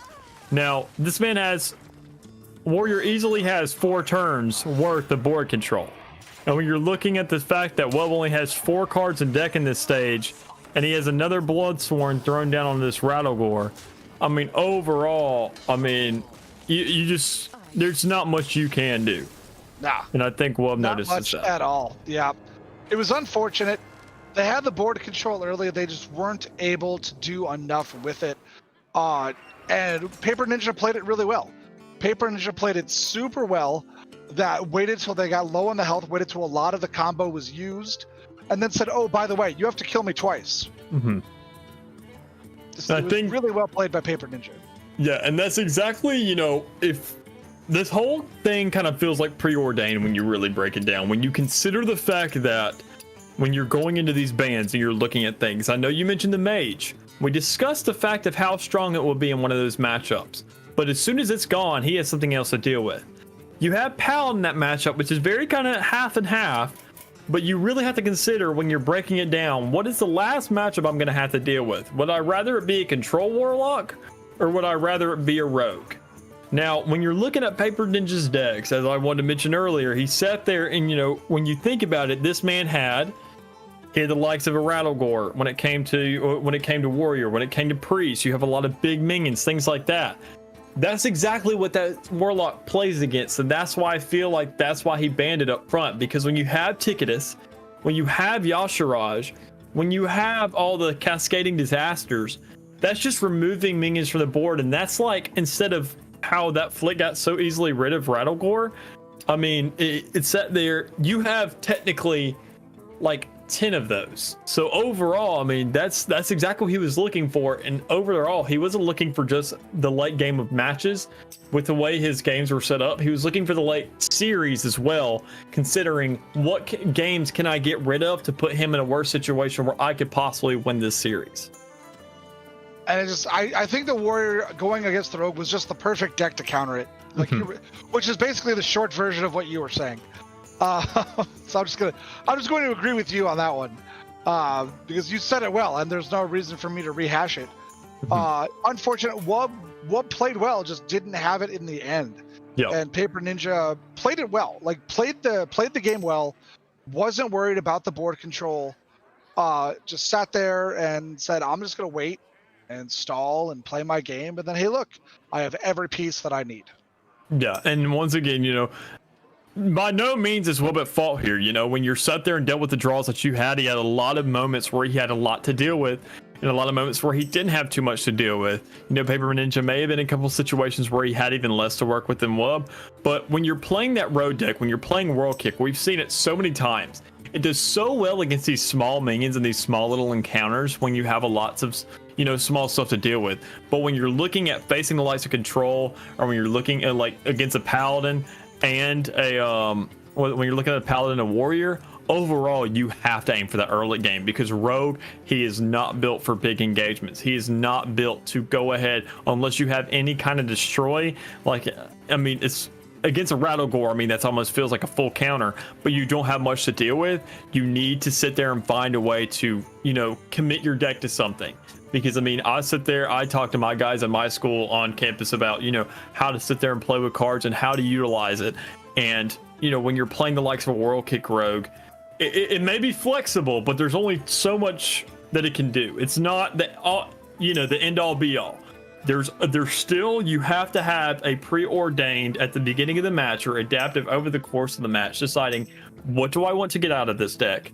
How do I want to execute this? And what cards do I have in hand to kind of play with to find a way to capitalize my vision for it? So overall, you know, just being those situations that he was in, he had a much better chance to get it off against the Paladin than he did the Warrior, because when you're dealing with Warrior, I mean, there's just nothing you can do for the most part except for out-tempo him, which would have been great for Priest. But besides that, I mean, Wub just didn't have that preordained image for what Rogue could have been. Yes. Yeah, no, and at the end of the game there, that's what we were saying. And once again, I'm just agreeing with you. I have nothing to add to this, I feel. I'm just agreeing with you. You're breaking it down very well. But yeah, at the end, that's just what it was. And there's no rehashing it a couple of times. But the earlier, let's talk about the earlier games a little bit, because they went a little bit how we thought they would, and a little bit not how we thought they would. You were talking about how you really liked the Priest deck, and we hadn't seen one. I hadn't seen one. They kept getting banned. But we saw it come out and we saw it play really well. What did you like seeing about that Priest deck? What I like about the Priest deck is the potential it has at those later rounds. So we didn't get exactly a chance to see all those really influential cards like, you know, Soul Mirror and, you know, other things that, you know, let me bring in the deck list just to sit there and have a couple that just, you know, scream at me. When you had the likes of Soul Mirror, Murazon, Dragon Queen Alexstrasza, you know, you have Mind Flayer, Mind Render, all of these cards to deal with that are so great and can influence the match so much. Paper Ninja was never really in that situation against that Highlander mage where he needed to consider throwing out big cards to switch to shift to battle, which is all, you know, which is Highlander's biggest thing and why people love playing it so much. So, you know, going forward, I mean, I did see it in week 1 with Paper Ninja, albeit I did see him throw down a couple of pretty influential cards. when it comes down to it, that mage matchup is just not good enough against the priest. You know, if he'd sit there and opted possibly for paladin against the priest, you have a little more heals to buff out with it and kind of go back and forth overall. But when you're facing mage into it, it gets knocked out so quickly. It just destroys mage so quickly, and then we don't get a chance to see that matchup again. So, you know, that's the biggest deal right there. All right, so that will be the end of that matchup there, as Paper Ninja does take out Wub 3-2. We'll have one more tonight coming for you right after the ad break here, and we will be back with the final match of the night. So stick around, you don't want to go anywhere.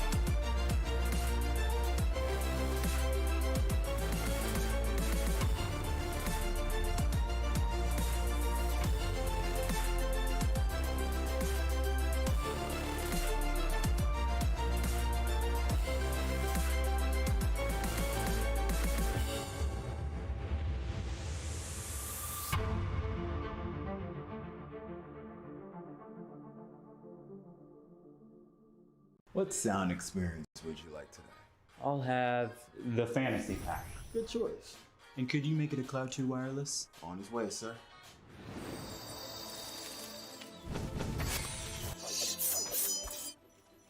Sounds amazing.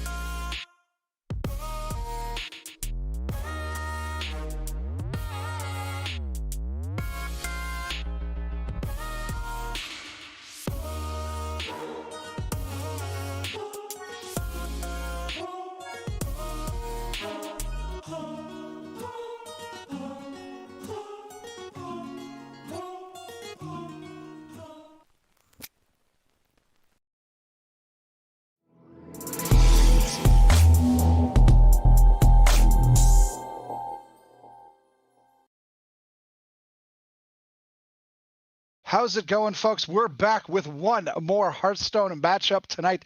two players from CMU, Soccer Chick and Coultergeist, are going to be going at it. So we will see who at their school gets the bragging rights for the evening. Sticking around with me is Mick, even though he probably wishes he was somewhere else. That way he doesn't have to carry me through another match of Hearthstone, because he's been carrying me all night. Mick, how's it going for this one? What are you looking at at the deck lists? I'm seeing a lot right here. I'm seeing just usually what we've been seeing for the longest course of the whole series so far. When we see everybody or just the whole circuit seeing a lot of aggro. We're seeing again another warrior. We're seeing another world kick rogue. We're seeing a token druid for both sides, demon hunter, regular hunter. Just lots of aggro all around. Now there is a little roadblock, I will say, with Coultergeist running a Highlander priest. So I mean that could be a nice little curveball to throw in, but I mean we still have to consider these bans that are going to be coming here in a second.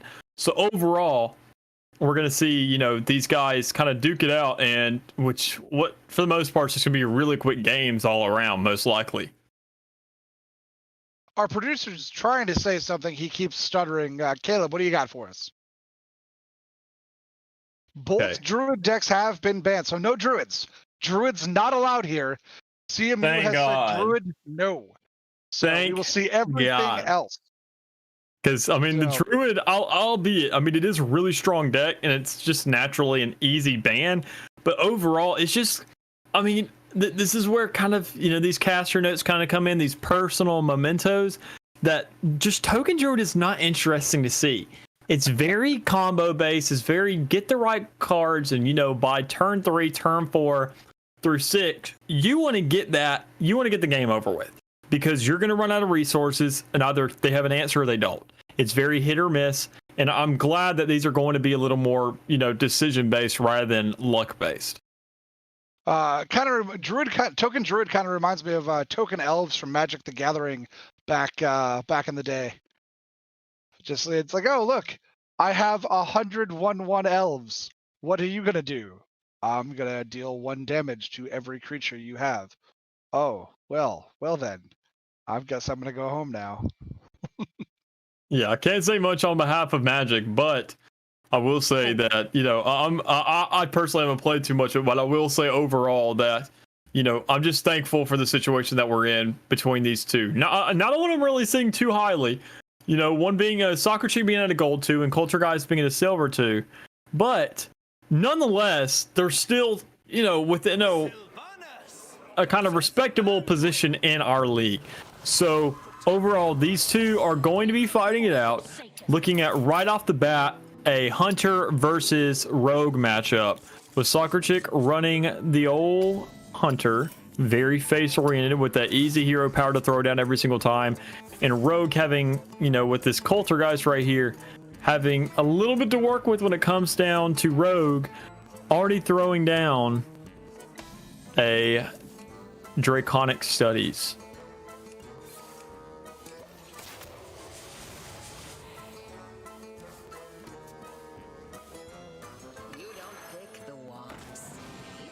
No, I just wasn't saying anything, Caleb. Sorry, guys. Our producer thought I was muted because of the silence there. He's used to me talking nonstop. Told me I might be muted. I was just actually being quiet for once. I'm waiting to see what progresses here with these two hands. As not a lot of board presence at the moment. Oh, excuse me. I'm so sorry. I sat there and saw the image, and for some reason Rogue popped in my head and totally did not think about Priest. I apologize for that. I even said Draconic Studies. What's wrong with me, man? Okay, I gotta get this straightened out. Okay, so we will see Madame Lazul coming down. So this only, Soccer Chick only having 5 cards in hand. This is a huge play overall. You sit there, see the majority of her hand. You see exactly what she's dealing with. Not able to get that Dino Tamer, which would have been insane of a draw because they're both running a Highlander aspect allowed to capitalize off of that. So instead, we are going to see we are going to see the Animal Companion instead coming out. We are going to see an Acidic Swampoos in hand to be able to retaliate any kind of weapons that come on the board. Overall, just having a lot to deal with, especially having this Holy Smite, which could deal with this Face Stalker right now without having to, trade a minion into it or trade into a possible freezing trap. And once again, I find myself with nothing to say. Mick, so good at just calling out the situations. There's there's no reason sometimes for me to even be here. But no, I agree with everything you're saying there, Mick. I think we are looking at different people in the foreground. I'm having some trouble seeing the cards at the top here. But I think Culturegeist has what they need for the mid to late game. They just have to survive to get there. Yeah, and we do see these guys, you know, kind of Hunter utilizing whatever materials he has left. He is running out of materials very quickly here. He does have those 2 draws down, but issue is every single one of these minions besides the Veil Weaver, though, you can trade those in easily. The fact that you can throw in Madame Lazul, I mean, if anything, it'd be smart to go ahead and trade that in, because that in that case, you go ahead, get rid of that 2/3, or you can just get rid of that 5/4, do most of the damage on it, and allow yourself an opportunity to get another, you know, hand read out of this guy, and possibly, if by any chance, getting an opportunity to, you know, find a Dino Tamer. But instead he's drawing in the Wand Maker. That would then, oh no, it wouldn't be. Okay, so overall he's probably going to be saving this Madame Lazul for what could be that freezing trap, because he knows that's not what it is. But if this misdirection takes him in the wrong way, okay, it goes towards face. So oddly enough, that's the best situation for him, because he is priest. He can buff out that damage. Not a bad play there, stopping additional damage coming through. And I think that's Honestly, exactly what Sarkachik is thinking here. I'm sorry, you go ahead. I really like Culturegeist hand. I think Culturegeist is going to be in the better position here very shortly. You feel free to disagree with me there, but I think Culturegeist very shortly is going to be in a much better position here on this turn and then moving forward for the next few turns. Oh, I completely agree with that. That's yeah, I agree. If anything, I would be willing to bet, you know, go ahead and call the game right here in favor of Culturegeist, because when you look at what Sarkachik has to deal with in this stage of the game, you want to, I mean, when you're already at turn 6, you know, I mentioned earlier, you want to end the game by this stage, but the fact that you've now let, you know, a 7/7 taunt come down, that's going to stop a lot of face damage from going through. The fact that you're now throwing down this freezing trap and utilizing your minions to get trades rather than going for face, which is Hunter's whole gist, is not a good situation to be in. So I think in this stage of the game where Priest is only going to get more powerful and Hunter's going to drop off, you really kind of are stuck now. And I mean, your Dino Tamer is really your only card at this point to actually have some kind of establishment. And when you're sitting at 20 health, that's theoretically, you know, if you had 10 mana right now, that would be 10 damage tops. Which Priest, I mean, he's Priest. His whole gist is just saying, you know, what damage are you going to do? I'll buff it out. So, I mean... That'll buff out. That's little elbow grease. That'll buff out. And even then, if he does get a board down by any chance, that Diamond Tamer can easily be traded out with the Soul Mirror. Yes.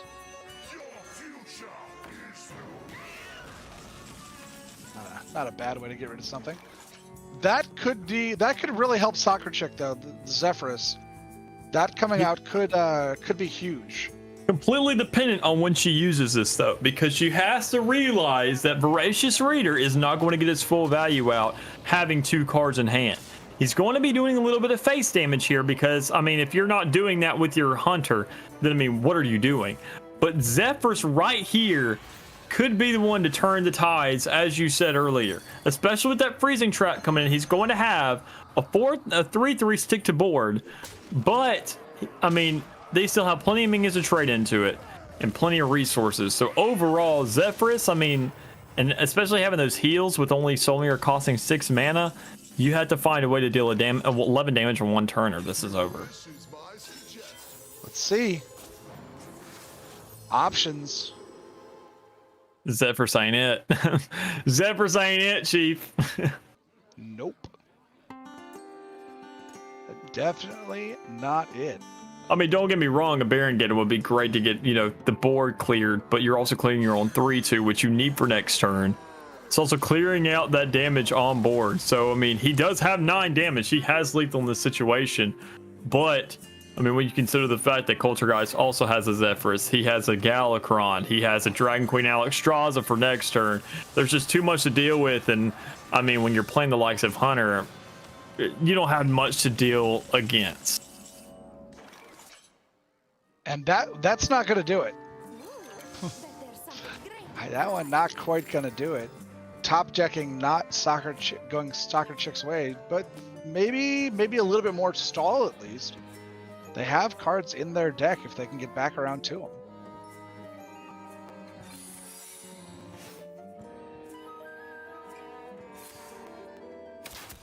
There you go. I thought they were going to play the Voracious Reader and miss out on the tour guide. Wait, no, they just are going to miss out on the tour guide. Oh, wait, no, they'll get that effect next turn. Okay.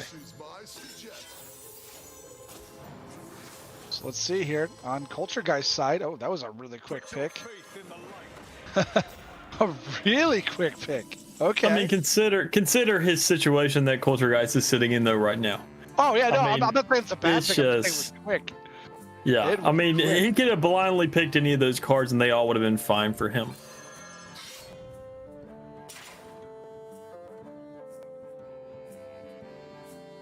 Still chances here, though, for Soccer Chick. Still chances. It's not over until it's over. He will get another turn of the Voracious Reader, though, which is not exactly what you're trying to consider to look to do when you're in the situation of having, you know, all these minions and all on board, because that's what Hunter plays on, is finding quick little bursts of damage. So when you're in that situation, I'm not sure why you wouldn't find a way to get rid of that Voracious Reader. I mean, heck, even an initiation will be fine, and then, you know, you have free reigns to burn your whole hand, because, I mean, what's it going to do to you? So, I mean, in this situation, it could almost look like the man could throw down, which I know this would be extremely BM, if he threw down a Mind Reader or Lucia by any chance. Just sit there and say, I'll give you a full hand and I'll give you a chance, and, you know, we'll be old pals in class afterwards after we're done with this. This could get interesting. Unfortunately, though, Zephyrus is not the card you want to send back to the hand. Not the card you want to send back to hand. Not at all.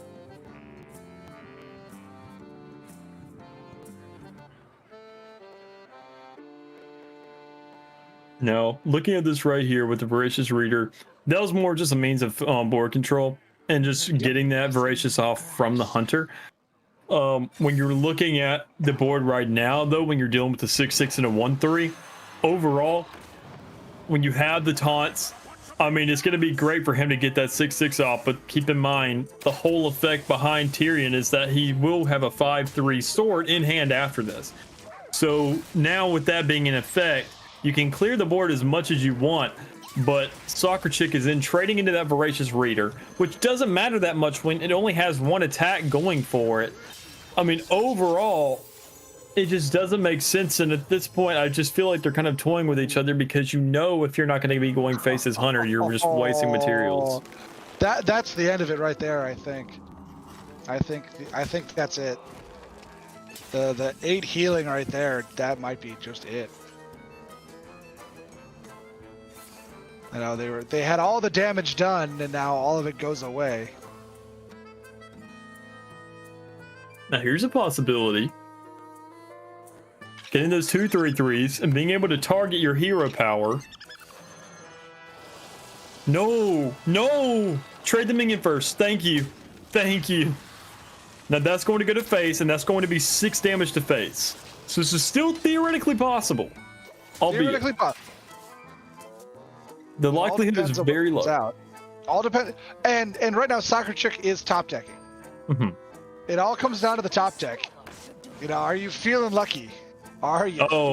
But Culture Guys is being a little more lucky right there with 2 Holy Smites from that Cobalt Spellkin. I mean, that could wipe out both Wolpertingers right there.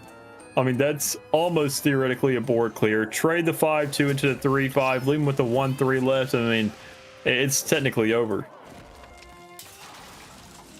But it's giving her a chance, actually. That might do it.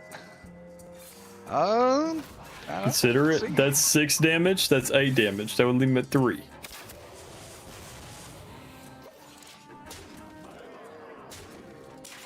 Yeah. Our producer chipping in here saying they just need to stay alive for 2 turns. Thank you, Caleb. Math. Thank you for math. And that's a real pain, though, when you're really considering the situation you're in. I feel like Culture Guys could have ended this game multiple times over, but at this point, you know, I feel like he was toying with her, and now, you know, the odds have kind of swung in Soccer Chick's favor because, I mean, you can clear this board, albeit, but you sat there, opted for the Galakron, and now in this situation, you're not guaranteed heals every turn. No. When you keep the Priest and you don't switch to Galakron, I mean, it is advantageous, but you don't have much to work with when you can sit there and, you know, buff out their hero power with yours every single turn. But now in this situation, you sit there and see, I don't get that 2 health back. Top Instead, deck. what I get to do Top is deck. get an 8. Oh. Anything. Any straight damage card would have won. Any straight damage card.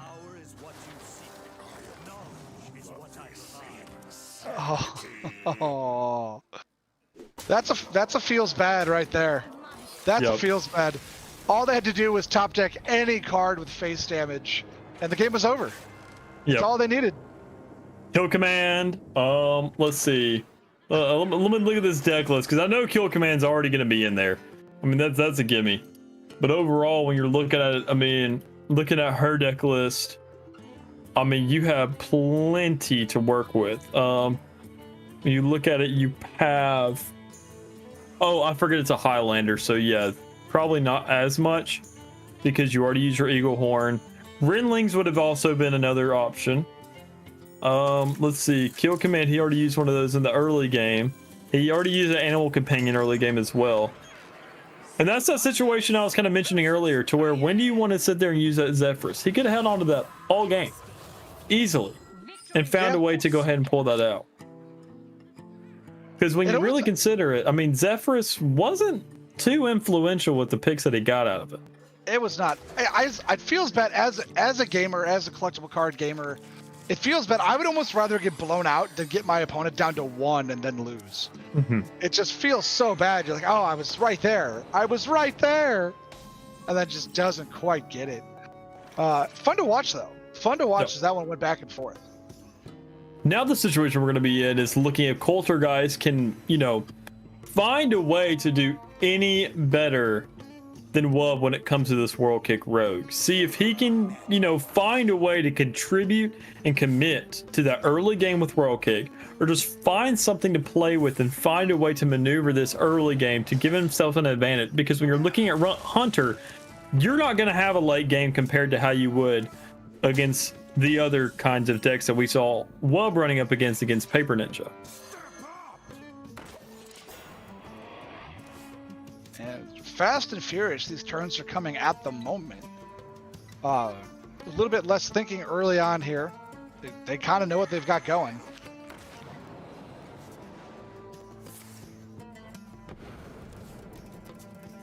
It's gonna get interesting.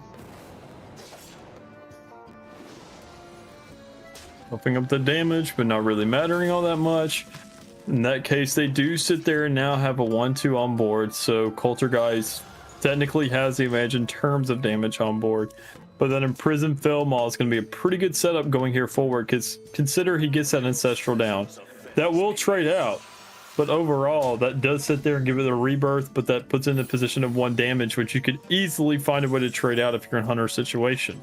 So in this at this moment, you probably just want to be looking at, you know, Pack Tactics would definitely be a good shot for whenever that Felmaw does come out. And, you know, if it's forced to be traded into, Inconspicuous would also be pretty nice here, which he does opt for. But, you know, it feels like you're almost wasting mana to an extent when you only have 1 crystal left. You could have gotten that Freezing Trap down, that Pack Tactics down, alongside a Steady Shot, because when you're playing Hunter, you want to have that consistent damage. Yes. And I've been kind of waiting to see where they're going to use some of the combo power they've got here. I next turn having 5 mana, they'll be able to play a couple more things.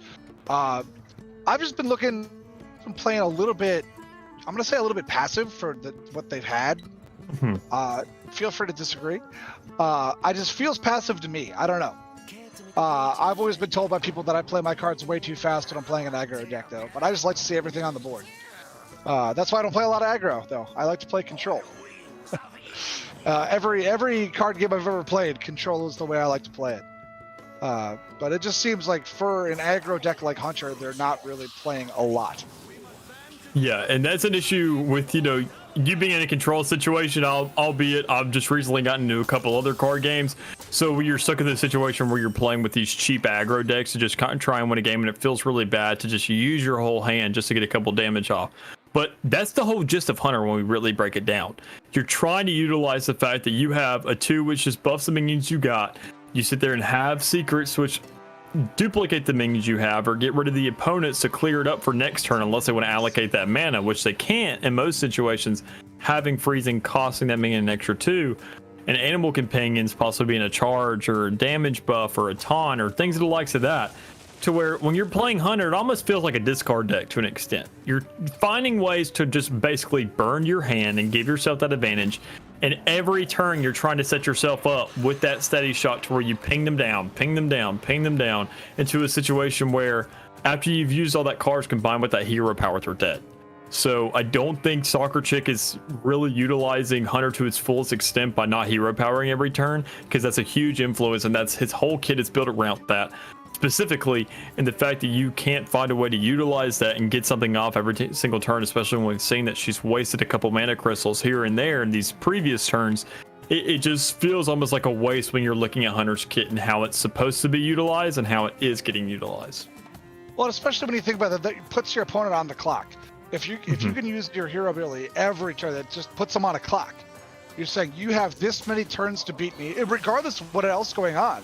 Even if they never attack with anything else, you only have X amount of turns to beat me. They had gotten some beef out on the board, though. It just wasn't going to be enough. Board control firmly on Kulturgeist's side. And I don't see any way at this point Soccer Chick's coming back from this one. Yeah, especially with that Khadgar playing into, you know, that that Ancestral Guardian. I mean, that was huge for him. He sits there now, has a lot of life still on the board. Rogue is about, you know, making those sacrifices, taking the right choices to, you know, trade that dagger damage into another minion. So that whole effect is negated from the fact that you have a lot of life still on this board. That's huge overall.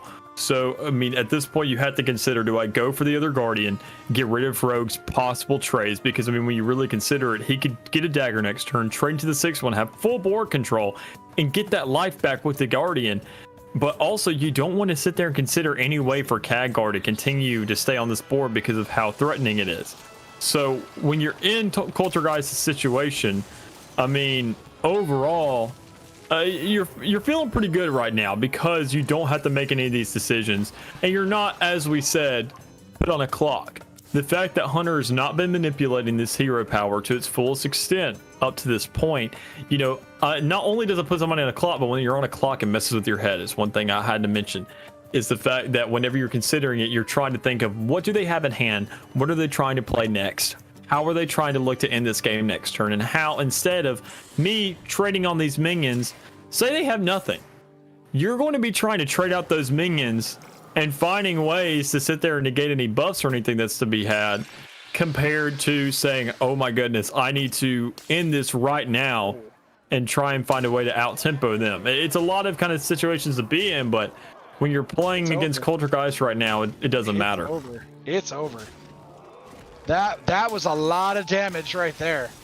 Good buffs, just good buffs right there, and it's over. Especially, he still even had the Eviscerate. So, I mean, that was overkill. That was... Kulturgeist had that one in hand. Yep. And, you know, let's be honest. Soccer Chick didn't get a lot of the draws they needed. No. Did they play it perfectly? I'm not going to say they played it perfectly. But they also didn't get a lot of the draws they needed. And Kulturgeist kind of sitting back like, oh, what am I top decking now? Oh, look, what am I top decking now? And they kind of got everything in order of where they needed it, which is a really great feeling. It's not really uplifting, like, oh, man, I put this deck together perfectly. It's comboing off just the way I thought it would. As we're looking at this one, Demon Hunter Warrior. Which, I mean, yeah, it's the same situation. So I'm looking at Soccer Chick opening up with this hero power under any circumstance, no matter what the draw is. Okay, first turn played correctly. So congratulations to that. To be Demon fair, Hunter- they had nothing else to do. To be fair, they had nothing else possible to do with that mana. Coach Jim, put it out that was a joke, man.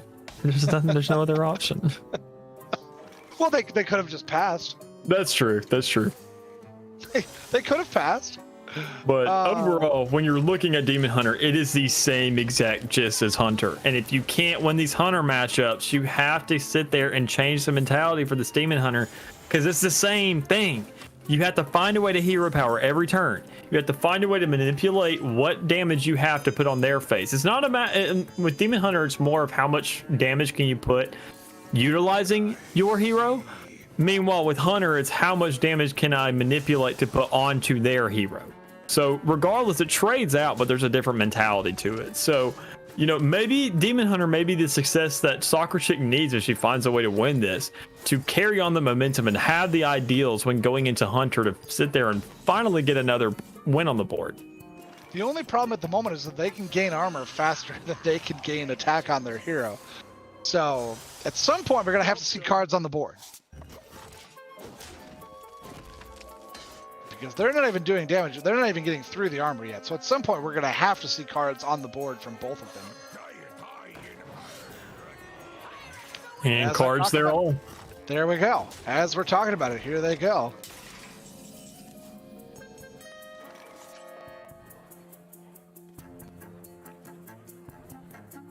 All right.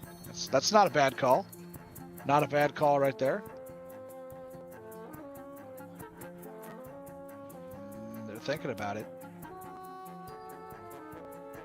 And when you're considering the situation right here, I mean, you didn't get the full value out of that. I mean, that's stressful.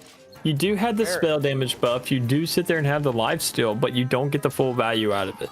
When you're looking at how to deal with that situation, I mean, in that case, I probably would have just sat there and used the ethereal to trade out onto that last one rather than trading out Thamos somehow. I mean, that's huge. So overall, now you got to get rid of that weapon, though. There we go. Have to. Got to get rid of that weapon now. That was going to be too good for too long if they didn't get rid of it immediately. now he's going to go with it. Okay, so opting for the ethereal for actual spell damage buff rather than for onboard immediate damage. Interesting. Interesting call. This game is getting interesting. Easy trade for warrior, obviously, when you had the likes of a 110 in hand to deal with anything. Especially against the likes of a demon hunter, where most of his minions are going to be running low cost cards and low health cards. Very attack sided things like 2-1s, 3-1s, things of the likes of that. But I mean, Sakura, she just doesn't have too much of a hand to her. I know it seems like she has a lot of cards at her disposal, excuse me, but most of them are very minion based. They're very dealing damage to minions. They're, you know, working about board establishment, which isn't the most optimal way to play Hunter. When you do have Il'gynoth in hand, I mean, that's a great card overall, but she has to find these cards, which she's probably setting up for with Skull of Gold on, to try and find a way to get this lifesteal in hand, get this damage onto face, because you do not have the on-face damage right now. You don't. And not drawing what they need either. Just not drawing what they need. And that's going to end up being a problem. Like, this game does have the element of RNG to it, that if you don't draw what you need, the game's just over. Yep. And as boring as this may seem to say, I mean, Coultergeist is sitting high and mighty right now. This man could easily just click his hero power in this exact instant, kick up his legs on his desk, and grab a nice cold iced tea and just wait this out. Because when you really break it down, there is not too much that Demon Hunter has to create any kind of pressure to allow Warrior to be in a situation where he's saying, okay, I need to deal with this. I need to do something. Because, I mean, when you can sit there and get so much armor at one time and he's not putting the face damage in there, I mean, it's just, He has it so easy right now. This is going to be huge. If they get the cards they need off of this, it's going to be huge. But I don't think that's what they exactly wanted.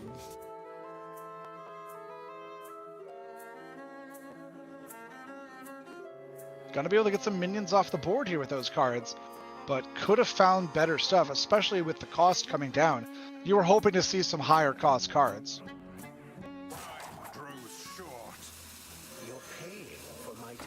When you really look at it, I mean, when I can look at Soccer Chick's deck right here. Overall, there just isn't enough. No. When you're looking at playing off Il'gynoth, you have to look at and consider the demons. So I'm sure she does have 3 of these Morog Artificers, which honestly, I'm noticing the combo now. This may look really bad, but when you consider what Il'gynoth does, what it does here, which it doesn't seem to really do all that much now that, Gelmosh is on. And it doesn't matter. And Yeah. it doesn't matter. I want to say though, I can appreciate the try, because what Soccer Chick was trying to do was she was trying to set up those Morog Artificers, duplicate them enough times where then it was an OTK deck. That's exactly what it was. She was setting it up to where she had 4 copies of those. It doubles each one of them, and then 1 Fell Screen Blast, because it has lifesteal, it would basically quadruple it. It would like put itself up to the 4th or 5th power, depending on how many copies you can get down to that. Cast 2 of those or 3 of those because of the fact that it casts on 3 minions and the game's over. So unfortunately, there wasn't enough time going forward to be able to set up that OTK.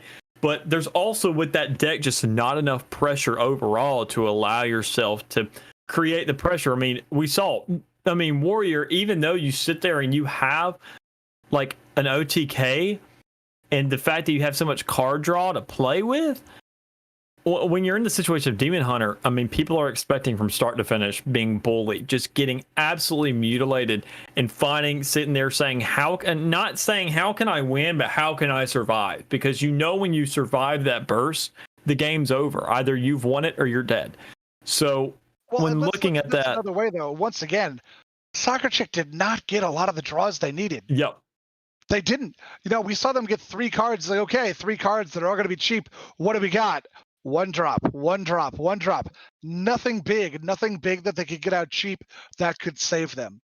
And sometimes the RNG just goes against you. What me and my friends like to call RNGesus is RNGesus in your corner. Apologies for any of you who don't like religion, but that's what we call it. And it's just like, have you prayed enough to RNGesus today? Especially in this type of game. In this type of game.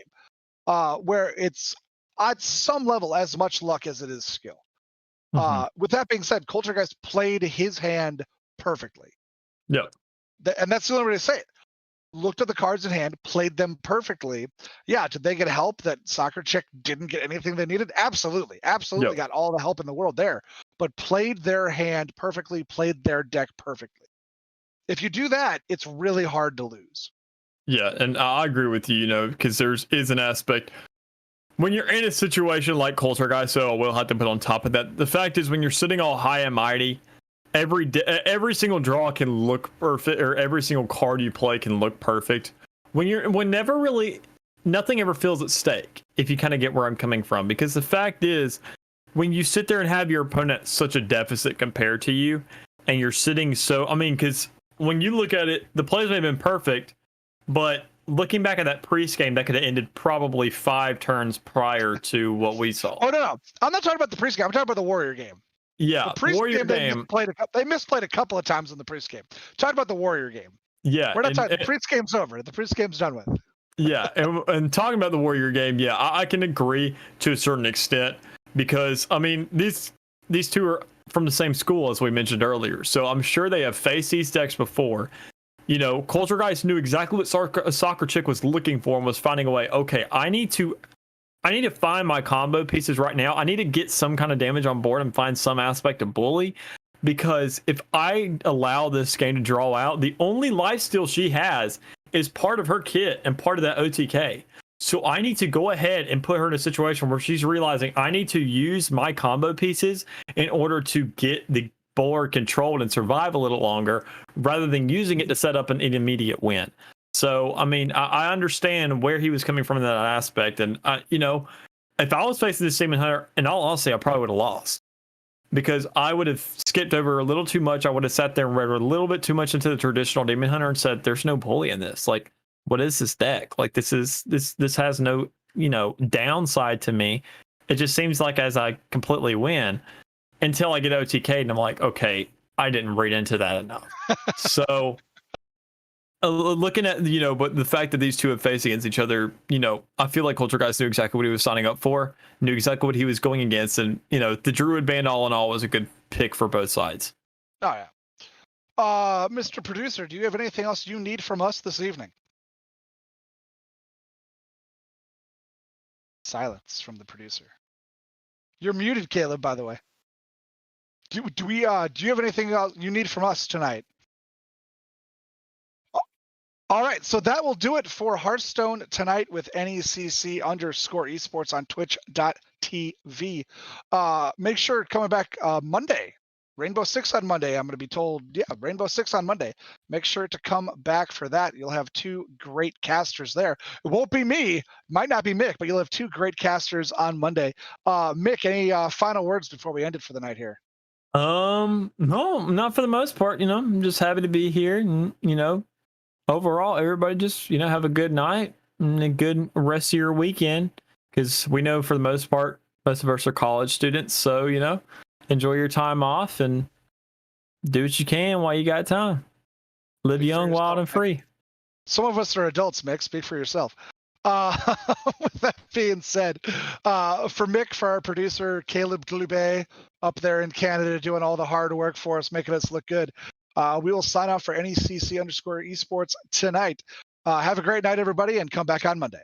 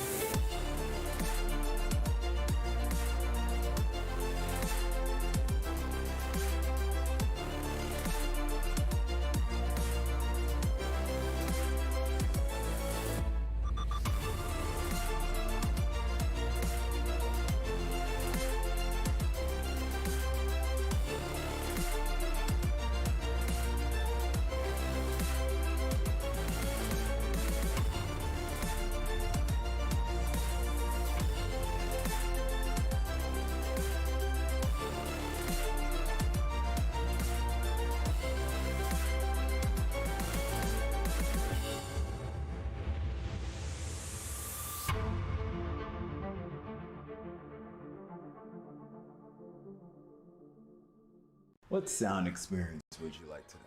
I'll have the fantasy pack. Good choice. And could you make it a Cloud 2 wireless? On his way, sir.